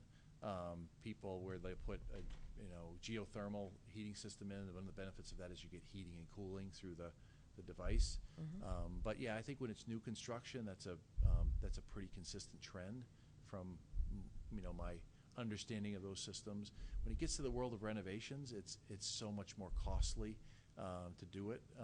But I really don't have enough of a sampling to give you a stronger feedback than that. Okay, I appreciate it. And it's very much an individualized approach and philosophy around board members like yourself and administrators like Marge and Matt. Okay. Andy? So I've had the benefit of hearing this twice now. Yeah, thank because you it was a planning and for building. putting up with us. No, it's great because you pick up things the second time around.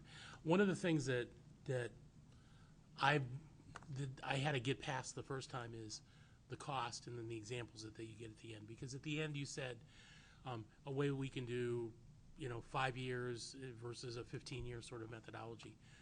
The thing that we have to keep in mind is we don't know how much each one of those can buy, right? Because the 5 years at 400 some odd thousand might be able to buy this much. The 15 years could buy this much. And we need the next level of data to truly understand what sort of scope and scale we're looking at in terms, what are the ventilations, where the boilers come in, where all those different points, because all the pictures pointed out the ventilation, right? But there's other things on their list besides ventilation around boilers and other infrastructure pieces. So for me, I think that we have to let them go and give us some real data to do. To Cinda's point about the air conditioning, the retrofit scares me a little bit because we have schools at all different levels to do that.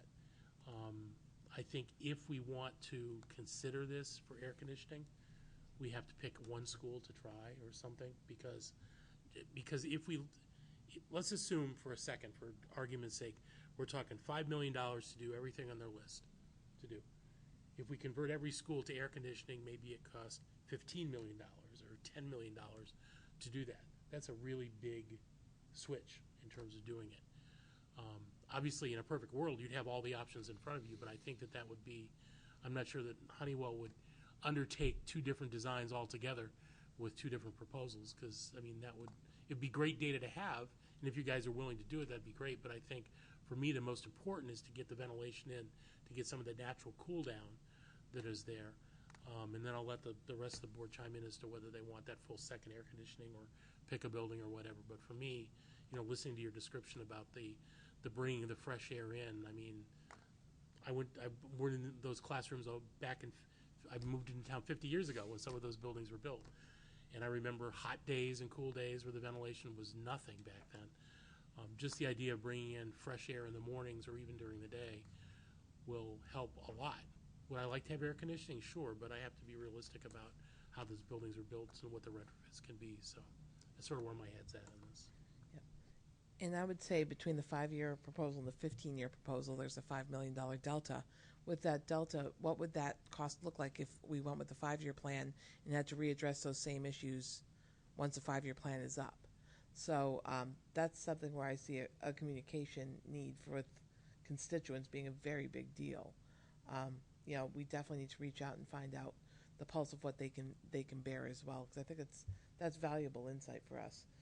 It's great for us to want to do this stuff. It's great for us to get these proposals, but the cost of not getting either is also a very great risk. So with that, I think the communications committee will be a great tool for us. I see Naomi and I see Cinda. Oh, Marge. I'm sorry. No, that's fine. I was just going to say I think our goal tonight would be that you commission us to go forward and ask Honeywell to put some pricing to what it is they've done, because they did go and get baseline data, and I think we actually talked about a date of return to October 15th, which is your second meeting in October, given the fact that we need to deliver the budget to you on the first Monday of December. It gives us a chance to take that information and process it up against everything else. I think we also can't forget this is one major effort up against other major efforts. We're going to be coming to you based on what we've garnered from Homeland Security audits. So we've got safety and security measures too, another roof, etc. You know your capital improvement plan better than I, but I do think it's definitely wanting to make a commitment. The question is, how far do we go? Naomi? As far as feedback tonight, I agree it would be absolutely wonderful in an ideal world to get air conditioning into all the buildings. My guess would be that when the price tag was actually calculated, we would very quickly say it's impossible, just from what I've heard about the building so far. I might be wrong, but that's my guess. So what might be helpful in that regard is to not put the time into fully developing it, but get some ballpark ideas that could give us a sense of whether it's worth looking at further. Yeah, I think we can try to give some order of magnitude, particularly if you maybe want to focus on a building like the high school. If you have your middle school students now being used to air conditioning, and then you transition, you think of the high school, I think that's a reasonable thing that we can come back with. You give you a kind of a range and order of magnitude. So happy to do that. Yeah. Yep. And I was just going to reiterate that data for Matt too, so we can look at that because, you know, if we find out consistency what the temperatures have been in a few different rooms, and then we can say, all right, you know, once we put in this ventilation system, make some assumptions, fair assumptions as to how that temperature might decrease, then we can start to use that in our decision making. Okay. So I think what we're hearing is, you know, we definitely want to go forward with these proposals, see where we can get with the 5-year and the 15-year plan, and then come back in October and see what makes the most sense for the district based on some of the other things that we're going to be looking to do with our budgets. So by then we should be getting a budget message over to the superintendent, if not by then already. Do you want to ask for it now at this point? Kidding, we're not putting you on the spot, Brandy. But on that note, I think we're definitely talking the right language. I think we've gotten a lot of feedback from families that do worry about conditions in the spring and the fall, especially toward the end and toward the beginning of school when it's kind of stifling and kind of stuffy. I too was at the math wing during parent night, and it was something. So you know, we do understand that we got the better of that part of the day too because it wasn't sunny. So you know, whatever information you can do to realize some benefit to air quality, we know is going to be very beneficial to the learning environment. So. And I was just curious, when was that? Was that the end of the school year? It was actually the parent night where it was really stifling. It was end September. End of September. It was last year. Okay. Yeah, Yep. unseasonably warm, but still it was stuffy in there. Yeah. That was the math wing, you said? Yeah, the math wing, which is upstairs. It's like 244, 246, 248. Across from the library. I could have looked it up, but they shut down power Or at school, so it's not my fault. 231, 233. Yeah. Yeah,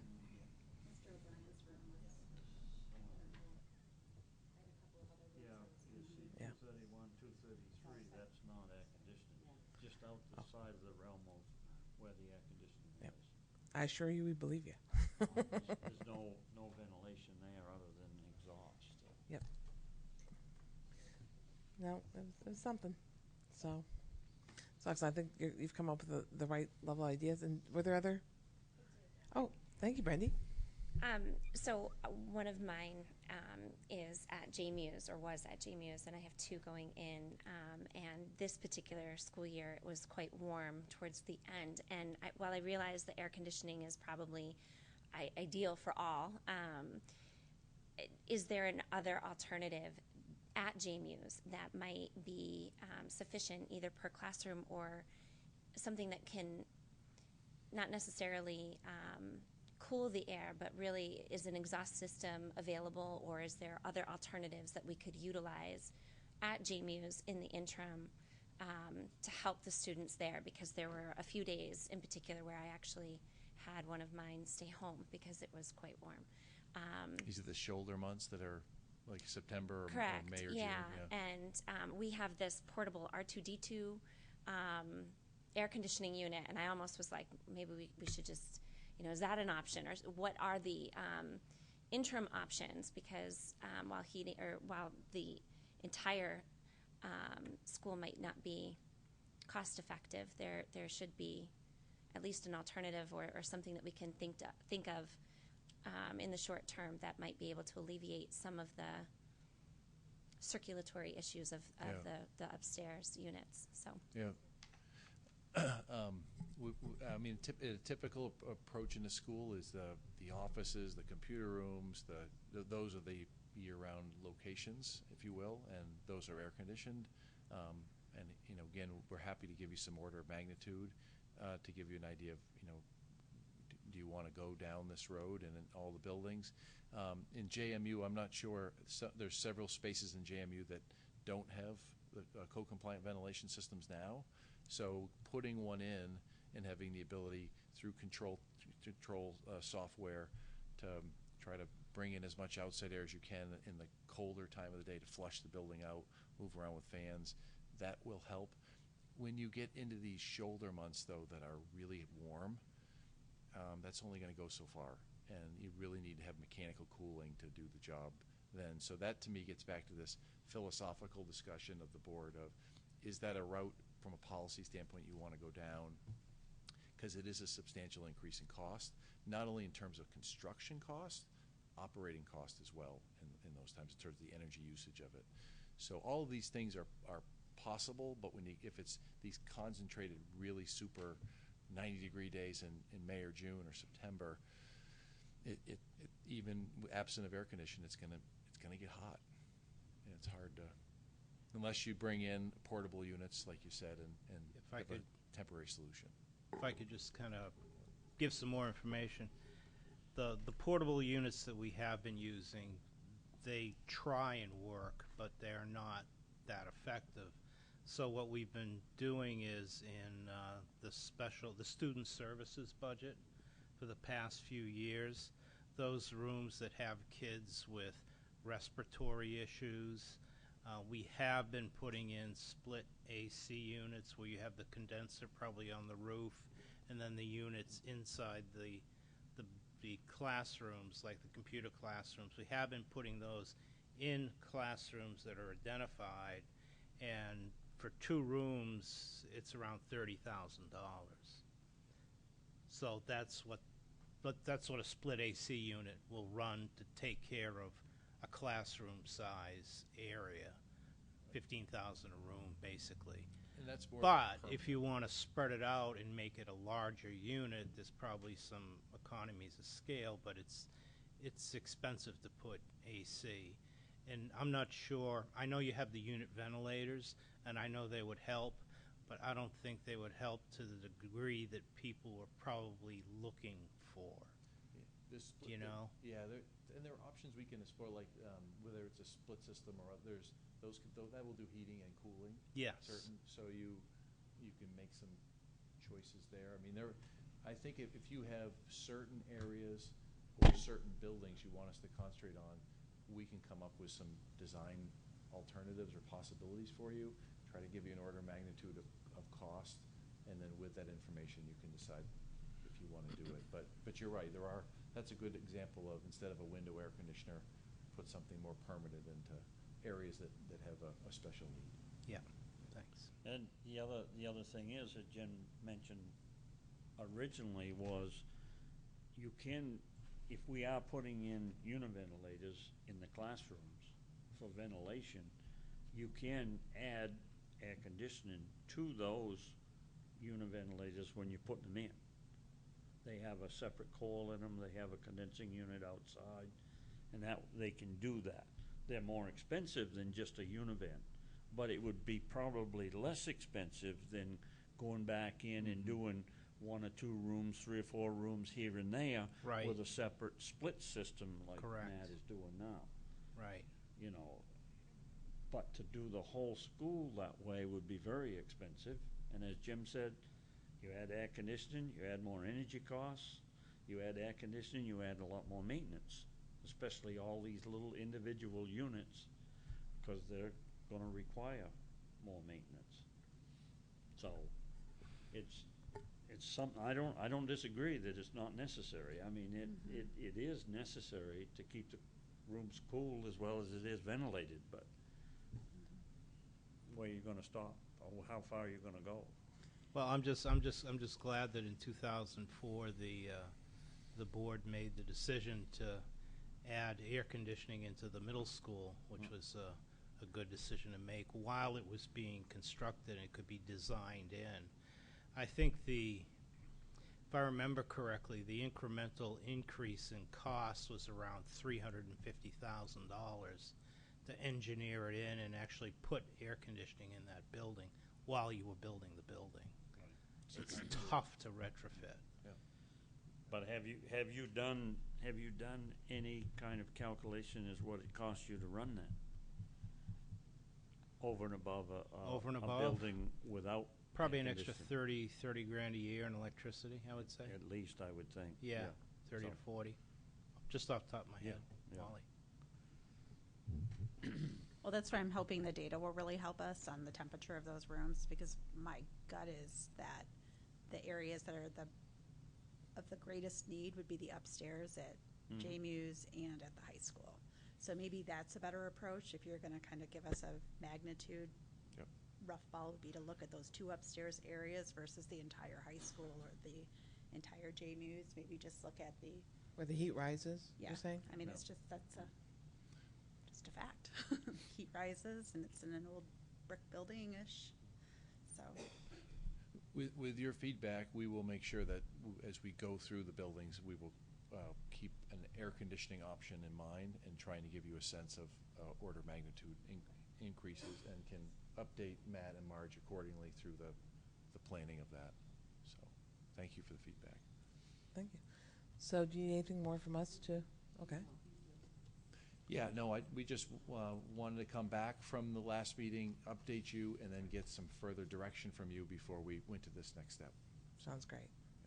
Appreciate your feedback. Thanks so much. Thank you.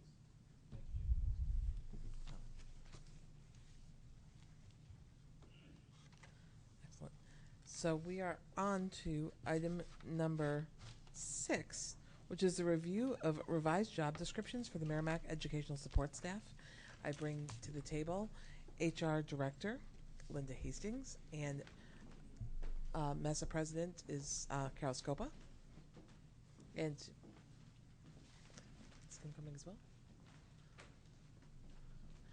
Good night, guys.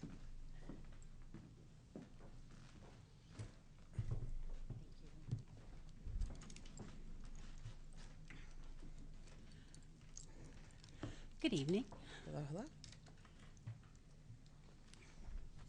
Oh, that's better. Okay. All right. Attached to your school board's packet for tonight's meeting were a number of revised role descriptions. But we realized the changes were not obvious in the first initial packet that was sent. So when you arrived tonight, you had an updated packet that really highlighted those changes to those role descriptions. As I mentioned in my memo to Superintendent Shaffrey, the role descriptions were part of a collective, the most recent collective bargaining, and was agreed upon through a sidebar agreement between the Merrimack School Board and the Merrimack Education Support Staff Association.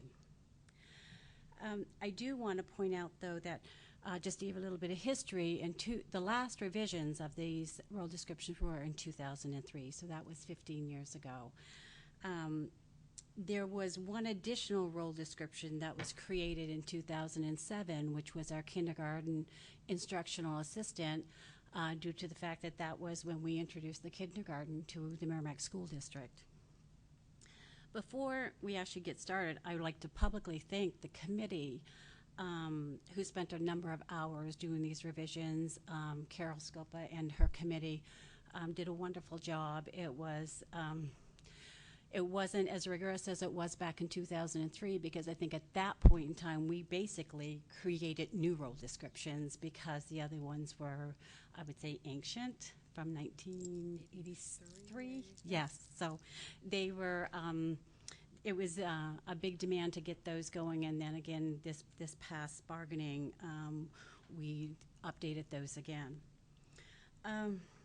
Most of the role descriptions for the support staff had minor changes, which were kind of nice because it didn't take as long to go through everything. However, there was one role description that had major changes, and I'll speak to that momentarily. I would first like to focus on the food service department. And in the past contracts, our food service department was listed as a hot lunch 1, a hot lunch 2, a hot lunch 3, and a hot lunch 4. So, when I first was hired, it took me a while to kind of distinguish which was which. Those positions are actually a kitchen manager, a kitchen supervisor, kitchen support, and a kitchen worker. So this time around, we decided that we would really emphasize on the structure of those as well as the responsibilities, and rename those titles to best reflect the responsibilities of those 4 particular categories. The next one, the Certified Occupational Therapist Assistant, which is on page 3, And the certified speech language assistant, which is on page 5, were changed in the qualification section only, and that was to reflect the certification from the New Hampshire Department of Allied Health Professionals. So that is a position that does require those particular licenses. One of the role descriptions with major changes was the library assistant position on page 19. If you take a peek at that one, you're going to see a lot of red. Most of the changes were due to new language that would reflect today's technology rather than 15 years ago. Nancy Rose, the Director of Technology and Library Media Services, gathered the library assistants to revise the role descriptions to better accurately describe their responsibilities. So that's why you see so many in that particular role. Other than that, the other ones, basically, we had a couple of title changes that were kind of up to date in today's workforce. And there were some reflections of software that needed to be changed in those, as well as there were some simple grammatical errors that we needed to change. Do you have any questions on any of the materials that was sent? That I know you just had time to review the changes tonight, but. Any questions so far, guy? Keep going. Okay. Okay. So, like I said, we took our time in going through the revisions. The committee really consisted of a representative from each of the categories. So it was best, we operated in the same manner as we did in 2003, and all of the feedback came back to us. If there was not a representative of the at the table, then the role descriptions went out through Carol Scopa and her association to receive the feedback. And we did receive a number of feedbacks during this whole process. So, again, I'm happy to report that on, I believe, June 22nd, we finished everything, and it was, we were very happy to get through this process. So tonight we have presented the revised role descriptions for the Merrimack Educational Support Staff Association. We would request that you take these revisions under advisement and place on the consent agenda for the Merrimack School Board meeting on August 20th. Did you have anything to add, Carol? Well, I'd like to thank Marge for giving us, our committee, extra time. She gave us time during our school day to actually work on this, and it was hours and hours. And also, we also consulted with each department, like for special ed, for the hot lunch, and all of them. So they all had an input to it also. It wasn't just the support staff reps putting in it. So I'd like to thank Marge for giving us that extra time. It was hours and hours, and Linda helping us and getting through it all. So if there's any questions. We also had Kim Yarlott, who's the principal of Reed's Ferry, sit on the committee. So it was consisted of myself, Kim Yarlott, and then the association members. Excellent. So any questions of the modifications that went forth? Yeah, I think we'll put it on consent.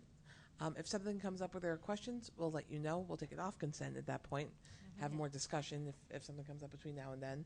It usually doesn't. It's been a rare occasion, but we put it out there for just the understanding of it. So we'll expect to go forward as designed. Thank you. Thank you for your time. Thank you both. Thanks, Kim. And have a great summer. So we are on to item number 7. We will invite to the table Principal Adam Carragher, and it's the request to increase part-time world language teaching position to part-time to full-time at Merrimack Middle School, the air-conditioned building we talked about 5 minutes ago. Of which I am incredibly grateful. There, you look very as well. fresh, so it's good.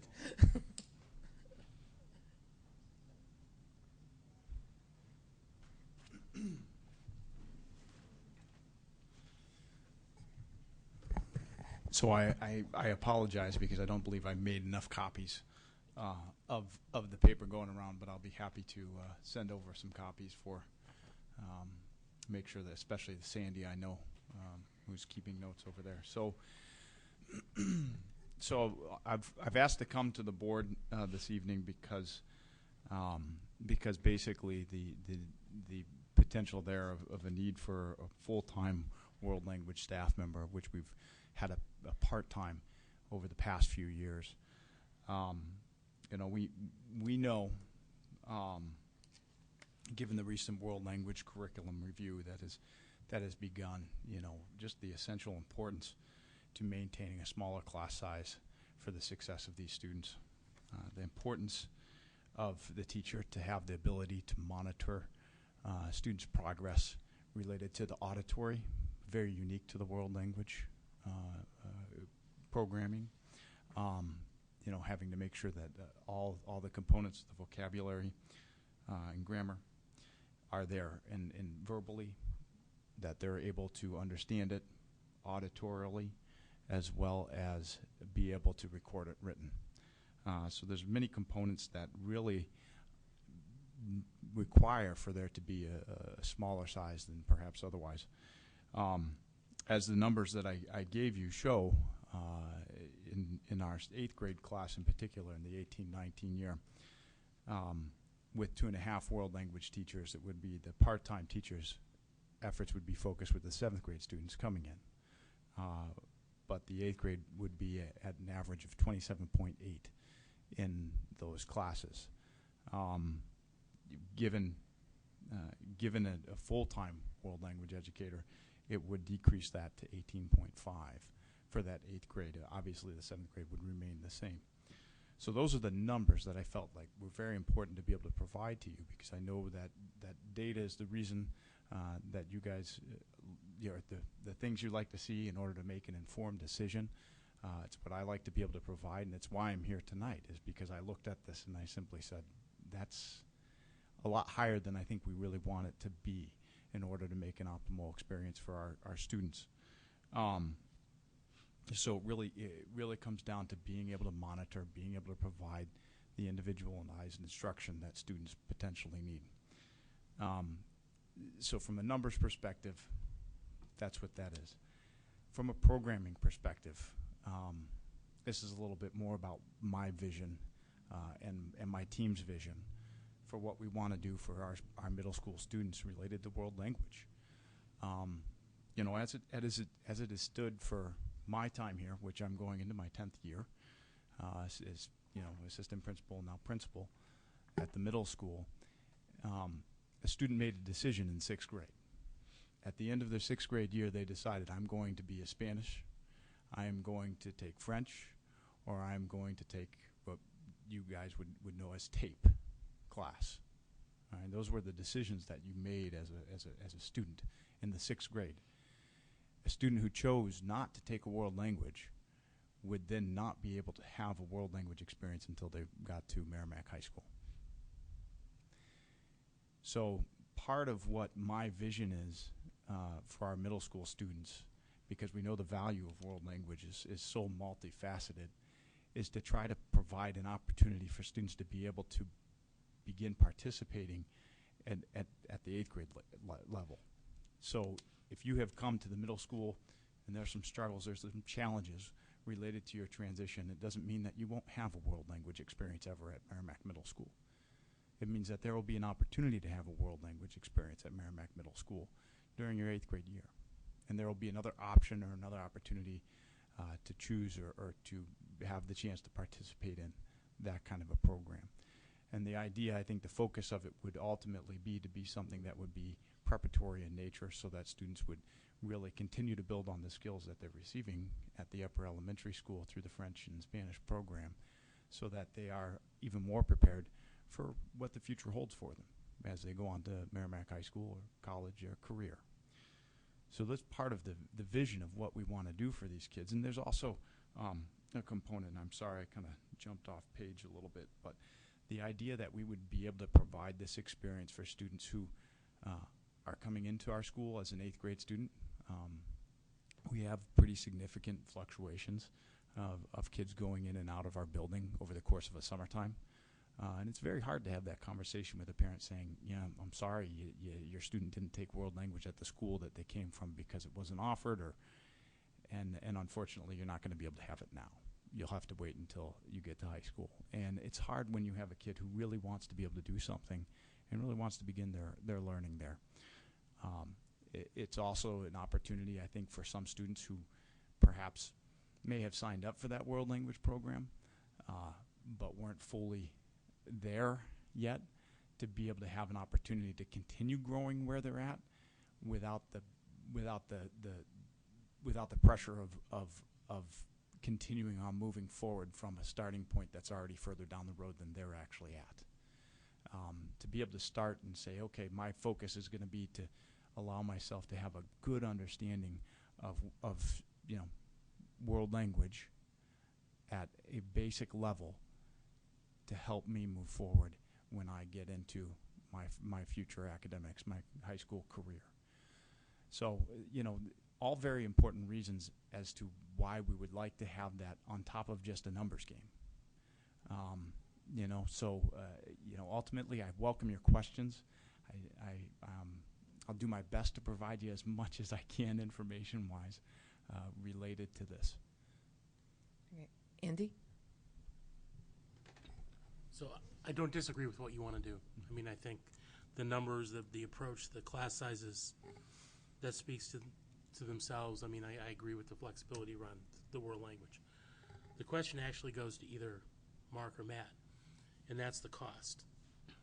What is the current cost today for the part-time teacher, and how does it add up to be an incremental, almost $66,000 incremental on top of what's there today? So the part-time cost for the teacher right now is just around $35,000, and so roughly a little less than that. So the difference is full-time and the insurance that this person would, and the benefits that this person would choose. And the $35,000 that you said that's the current is a part-time salary with no benefits or things like that. Right. But if you look at the salary level, obviously that's a salary level for a person with a fairly high level of experience. Is that because of what's involved and needed to be able to perform the functions of this teacher, this role, so to speak? So before I answer, I just want to be sure I'm understanding your question. So could you just say that? I'm sorry. I just want to be sure I understand. We're paying, how many hours, is it a full halftime that we're doing now? Is it a Yes. 3/4 time? So it's halftime. 0.5. Mm-hmm. 0.5, right. So that means that if I extrapolate in my head, the straight salary to a person going from half to full-time would be nearly $70,000. Mm-hmm. And then, so you take 35 from that, and you've got another 30,000 in normal benefits, which is understandable with retirement and everything else. My comment is that if we look at teacher levels, that's fairly high in terms of a teacher level for salary. Is that reflective of the experiences required for this position to be able to do that function at the middle school? Yeah, I would say that this is partially the answer to that is yes, and it's also for lack of a better word, the worst case scenario of a person selecting, the family plan and so on and so forth. And so, but yes, the requirements that meet the standards for Merrimack are high, and we particularly since we are in the middle of developing a new world language curriculum. We're really looking for people with a little bit of experience. We have had more recent experience at the middle school in particular, where folks have not, and for various reasons that hasn't really worked out well. And so we really are looking for people with a bit more experience than we might typically look for in other positions for those reasons. And final question, then I'll be quiet. Is this a person that's already in place that's going to convert, or a new hire that would be done? It would be for a person who is currently in place. Okay. So, and actually those were a couple of bullets I had where we've really had a challenge hiring and retaining the right talent in a part-time role. And I saw that when my daughter was in middle school. There were 2 different teachers, 2 different years. So that definitely was a challenge I got to experience. And then the other thing I think that wasn't brought up in your bullets is in the 8th grade year, this is a child's opportunity to petition to Spanish or French 2 their freshman year of high school, so they can advance further and get more toward like an AP level or of instruction. So without having, the resources to be able to also do extensions, not just the interventions, then we probably are compromising a child's ability to be able to petition for that class. So that's something to consider as well. So just my 2 cents, being a parent of a freshman and sophomore. A sophomore, junior now. But that's just what I've seen as well. So on that, are there any other questions for Adam? Seeing none, I think one of the other things that came up was hoping to waive the 2-week rule so that we can spend the time making sure we can get the person into the full-time role in place. And if for some reason that doesn't happen, we still have time to make other arrangements. So we want to make sure that we're on top of it. Naomi? I move that we waive the 2-week rule and vote on this item tonight. Excellent. So you move that we increase the position from part-time to full-time with an increased cost of $65,892.74. If those can be put together into one as opposed to having to first move to waive the rule, yes, absolutely. Yep, that's all. Waiving the 2-week rule. Sounds perfect. Excellent. So we'll have that be the motion. Is there a second? Seconded by Brandy. She's a little faster on the uptake. Good stuff.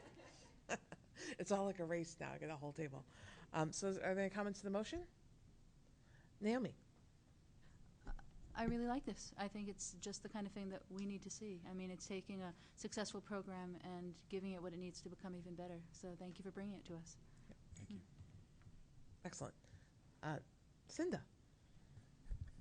I think another point, too, is the timing and what's going on with our language curriculum across the board. I'll definitely be supporting the motion. Absolutely. So are there any other comments or questions? Seeing none, all those in favor signify by saying aye. Aye. Opposed, none. The motion carries 5-0-0. Thank you, Adam. Thank you very much. Enjoy your air-conditioned day at work tomorrow. Thank you very much for that. Excellent. So we are on to item number 8, which is public notice from Department of Transportation relative to the acquisition of school district property for highway purposes with Matt. Thank you. There's a memo in your packet from it's to Eileen Cabanel, the town manager from the New Hampshire Department of Transportation, giving us a 90-day notice that along the Everett Turnpike, which we know borders the high school, all the way down to the Sauhegan River is our property, Sauhegan to O'Gara Drive, that there may be some land taking in that area, primarily from what I've heard and what I understand. We're looking at the DOT is looking at building a wall in that area for sound traffic purposes, and the hearing has not been scheduled, but we will be notified when that does indeed happen, and I expect to go to that and find out what the DOT is planning. I've had a brief conversation with Tim Thompson, Community Development, and he put me on to Kyle Fox to see if I can get some more information before the hearing, and I'll share that with you when I get it. But right now, there is a plan up front to do some work down in that area, and it will be on some of our property. There's Cinda and then Andy. I was just I know Shannon and I had mentioned this before from when we went to one of the last hearings, and what I recall was that we were told that, yes, they did want to put a wall on our property, but they didn't expect it to interfere with any of our parking spaces. So that's what I'm really interested in knowing, too, on top of it is, does it affect our parking in any way, knowing that parking is such a hot commodity, I guess. If it would have, I would, yeah, I would, if I was sitting there and it was going to interfere with our parking spaces, right next to our parking spaces is a public service or Eversource easement right now where there are utility poles going right over there. So that would be a heck of a misstep on their part. So, but yeah, I would definitely look in, Or make our sure field, that wouldn't right? happen. God forbid. Huh? Our track and field. Yeah, the That would track be and a really- field. That would be a really bad. Yeah, wouldn't be good. No. And the other thing, obviously, that's all valid concerns with, especially with the easement for the utilities, but also just to make sure if they've got anything else planned around the areas you get close to the bridge, because I believe their plan also talks about reconstructing the Babusk Lake Road Bridge, which could impact the area around that.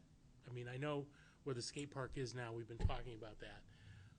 Whether or not the skate park's still there is still up to debate, but that property we may choose to use for a purpose. So understanding the impacts, especially as you get close to the intersection, would be very good to understand as well. And also, because there's also that egress for the emergency vehicles to get to the highway. Yes. Whether there's any impact to the school land as part of that with any change in direction or anything like that. So those are all, essentially, just drive down the road, see everything that's along there, and just see if anything they're talking about is going to impact it. So, Absolutely. essentially. Right, and I think what we saw at the just initial public notice or public meeting was that there's going to be a nice barrier wall, so it actually might even improve conditions with not hearing so many highway sounds. So there's definitely some upside to it as well. So we'll see how it all shakes out. But just so you don't think it's going to start in the fall, that the project wouldn't even start till 2022, from what we understand. So this is just the first step in a very long walk. Yeah, I remember when I used to work in Hooksett probably around 25, 30 years ago. The DOT was talking about a bypass for Route 3 as it goes towards town, and they're still talking about it, and it was on the 10-year plan back then. So usually things take a while. I'm thinking so. With good reason, too. Excellent. So still plan ahead to get to work on time. It's going to take a little while.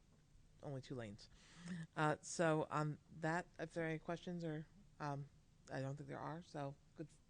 We're good to go for now. And we're on to item number 9, which is the outcome for the Department of Education hearing relative to Mr. Bevel's complaint regarding the school district's homework protocol. So I will frame it out. Since our last meeting, a couple things have happened with this case. We did have a hearing in March. Obviously, this was the next step. A hearing officer met with Mr. Bevel and the school district. We each got to plead our case. Marge and Mark were there for that on June 12th. And on June 26th, we got the following conclusion from the hearing officer.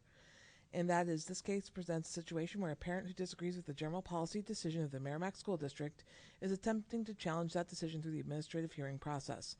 The parent, to his credit, is a dedicated and passionate advocate for what he feels is a better policy for his child, but he has not brought forth a viable legal claim to support his position. Accordingly, as the Merrimack School District has complied with the provisions of Ed 306.141, Section A, Section 1, and ED 302.02, Section R, and has not violated any due process right of the parent or the student, it is recommended that the parent's appeal challenging the Merrimack School District's homework protocol and homework policy IKB be denied. The next part is also very important, and that is, any party within 15 days of the date of this recommendation may file a list of exceptions with supporting memoranda of law for review by the State Board. Any party who wishes to present oral argument to the Board shall file a separate request for oral argument within the same 15-day time frame. And that happened. So the school district and Mr. Bevel did go before the Department of Education on July 11th. Well, I'm really not doing all dates. So I was in attendance for that as well. And the State Board of Ed and the commissioner was also present for it, also agreed with the hearing officer's determination and denied Mr. Bevel's claim. So at this point, we are, as far as we expect we have to go with this, Go ahead, Marge. So our attorney from a Wadley law firm has just told us that Mr. Bevel has 30 days in which to request a rehearing, which would bring us to mid-August. And so we just await to see if that move will be taken. But we have prevailed twice. Cinda. So what would the outcome have been if, or what would it be if a second hearing happens and then it rules in his favor? What actions would take place? There are apparently, again, never having gone this route before, there are apparently two actions that could be taken. One is a request for a rehearing, whether I would assume, but I don't know, that it would go to another hearing officer, because there are multiple hearing officers, let's say. And then always one can go to court. And my understanding here is because of the way the court system is established in New Hampshire, it would go to the Supreme Court. So at this point in time, you know, we don't know the next step, if there'll be a next step, but our attorneys have said that that would be the next step if he so wishes to go forward. Okay. I just didn't know if there was a specific ask associated with it from him. No, I don't think we know that, Cinda, nor would we have known the outcome if the hearing officer hadn't prevailed. We don't know what the state board would have said either. So the whole thing was to get the hearing officer to affirm our position, which he did, and then our hope was that the State Board of Education would affirm what the hearing officer recommended, which they did. Okay. Well, thank you all for your time and going through that process. Excellent. So with that, I think we're on to item number 10, which is the information regarding tree harvesting on school properties. And I bring it back to Matt. Thank you. Approximately 12 to 13 years ago, the Greater Woods Forest, where the middle school was coming into fruition, trails were being cut. We partnered with the Conservation Commission to build the Woods Road, which goes up to the soccer field and into the Greater Woods Forest area, which I hear now is up to like 500-600 acres. Where the middle school is, we own 64 acres of that.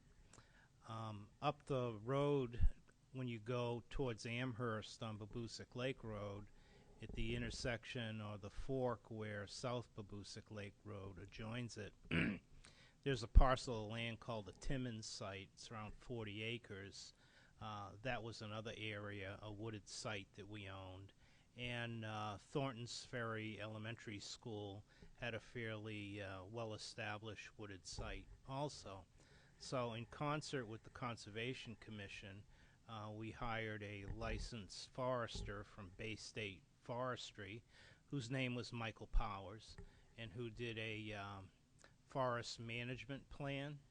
And we actually did a timber harvesting on those 3 locations around 10 years ago, plus a little bit.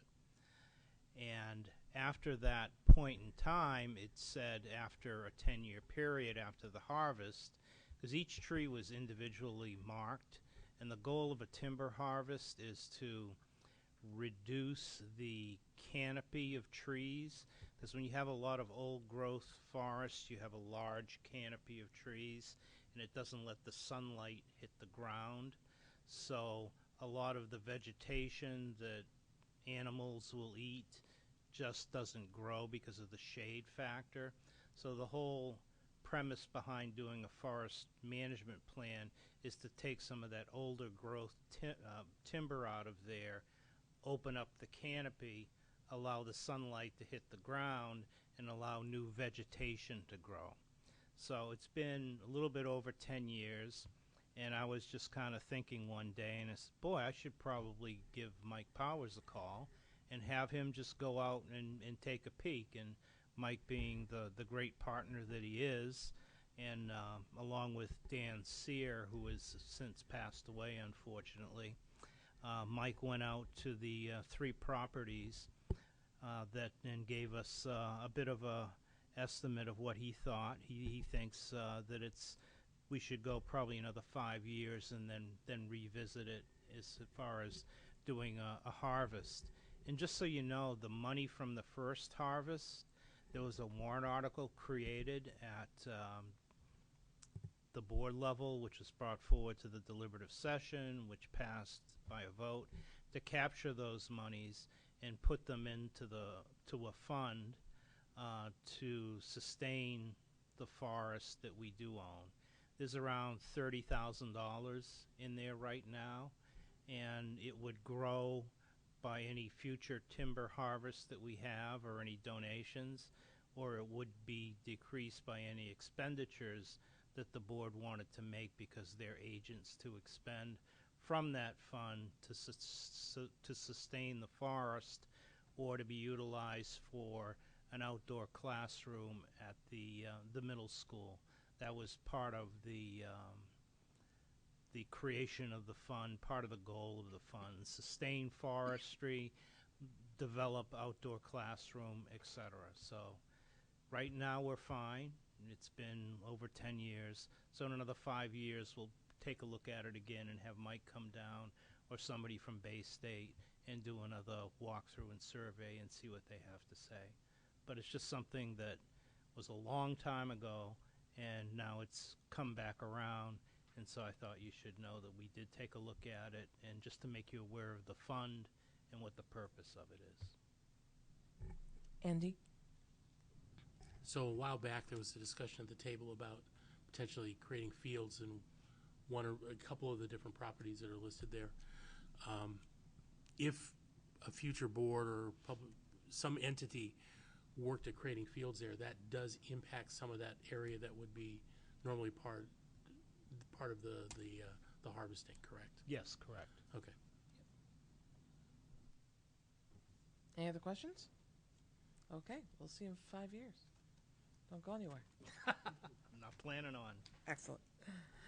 So we're on to the housekeeping part of our agenda, which is item number 11, the approval of the June 18th minutes and June 20th minutes. We'll take them separately, so I will entertain a motion to accept the June 18th minutes, made by Andy, seconded by Cinda. Are there any edits to the minutes? Go ahead. June 18th, can you just confirm the spelling of Mrs. Labrash's name?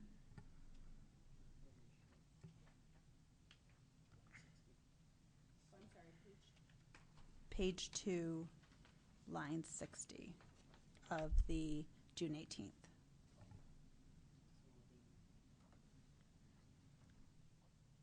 Okay. Yeah, I think that's right. Thanks. Are there any other edits? Seeing none, all those in favor signify by saying aye. Aye. Opposed? None. Abstentions? The motion carries 5-0. We are on to number from June 20th. Is there a motion to accept? Made by Andy, seconded by Naomi. Are there any edits to these minutes? I have one on page 7, line 302. If we could just add to the end of it, and was sworn in by school district clerk Patricia Heinrich at the conclusion of the vote.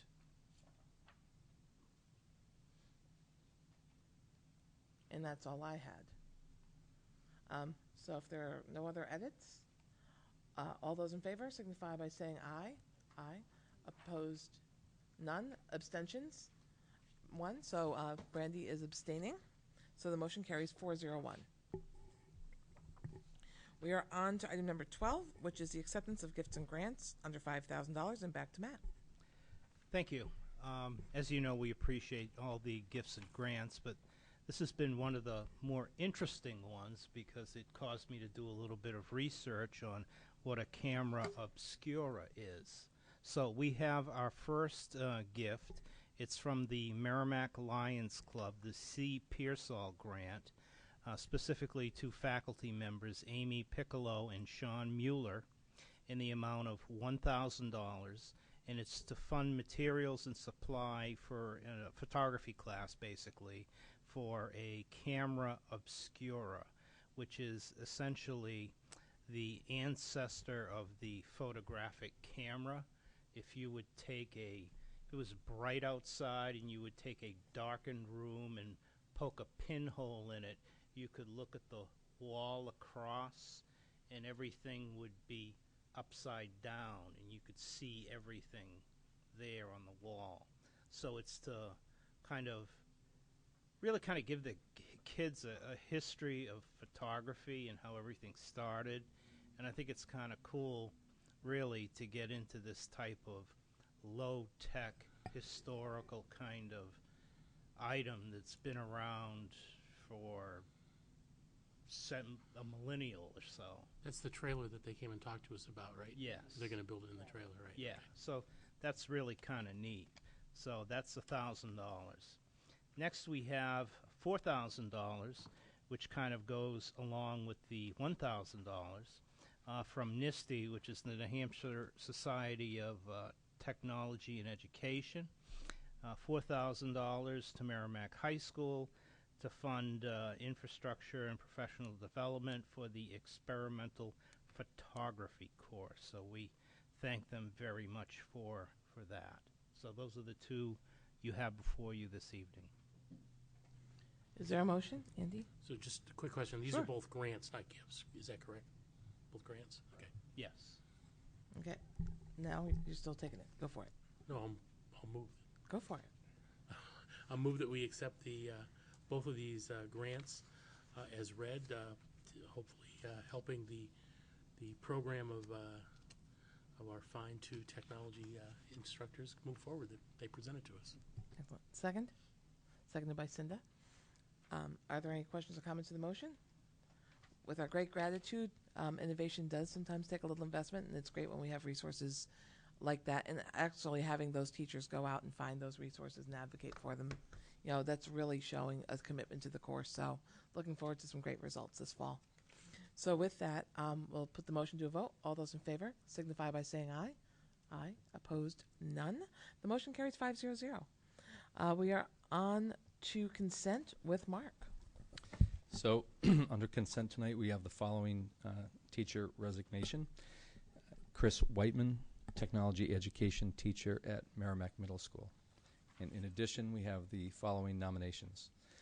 Alicia Barrett, physical education teacher at Merrimack Middle School. Dr. Jane Calnan, language arts coordinator at Thornton's Ferry School. Sarah D., family and consumer science teacher at Merrimack Middle School. Ashley Damaris, grade 5 teacher at Mastrocola Upper Elementary School. Christopher Lamprin, English teacher at Merrimack High School. And Marissa Ricard, kindergarten teacher at Mastrocola Elementary School. Do I have a motion to accept consent?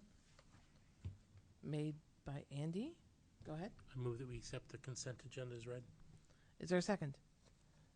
Seconded by Naomi. All those in favor signify by saying aye. Aye. Opposed? None. The motion carries 5-0-0. We are on to, we're going now, guys. We are on to number 14. Others or correspondence to come before the board? Seeing none, are there any comments from the board? I will say it's nice to have 5 again. So I'm very excited, Randy. So thank you so much for joining us and committing to the fun we're going to have this year. We'll try to keep it interesting, but not too crazy. So, any new business to come before the board? Seeing none. Committee reports. Are there any committee reports from the board? Seeing none. We will go to public comments on agenda items, and since it's an empty room, we're going to close it. And we will take a moment to sign the manifest, and I will entertain a motion to go into non-public session per RSA 91-A:3, Roman numeral 2, sections C and E. Is there a motion? Made by Andy, seconded by Naomi. Brandy, how do you vote? Naomi. In favor? Cinda. In favor. Andy. Wide awake and in favor. Still wide awake. And I also vote in favor. The motion carries 5-0-0. Thank you and good night.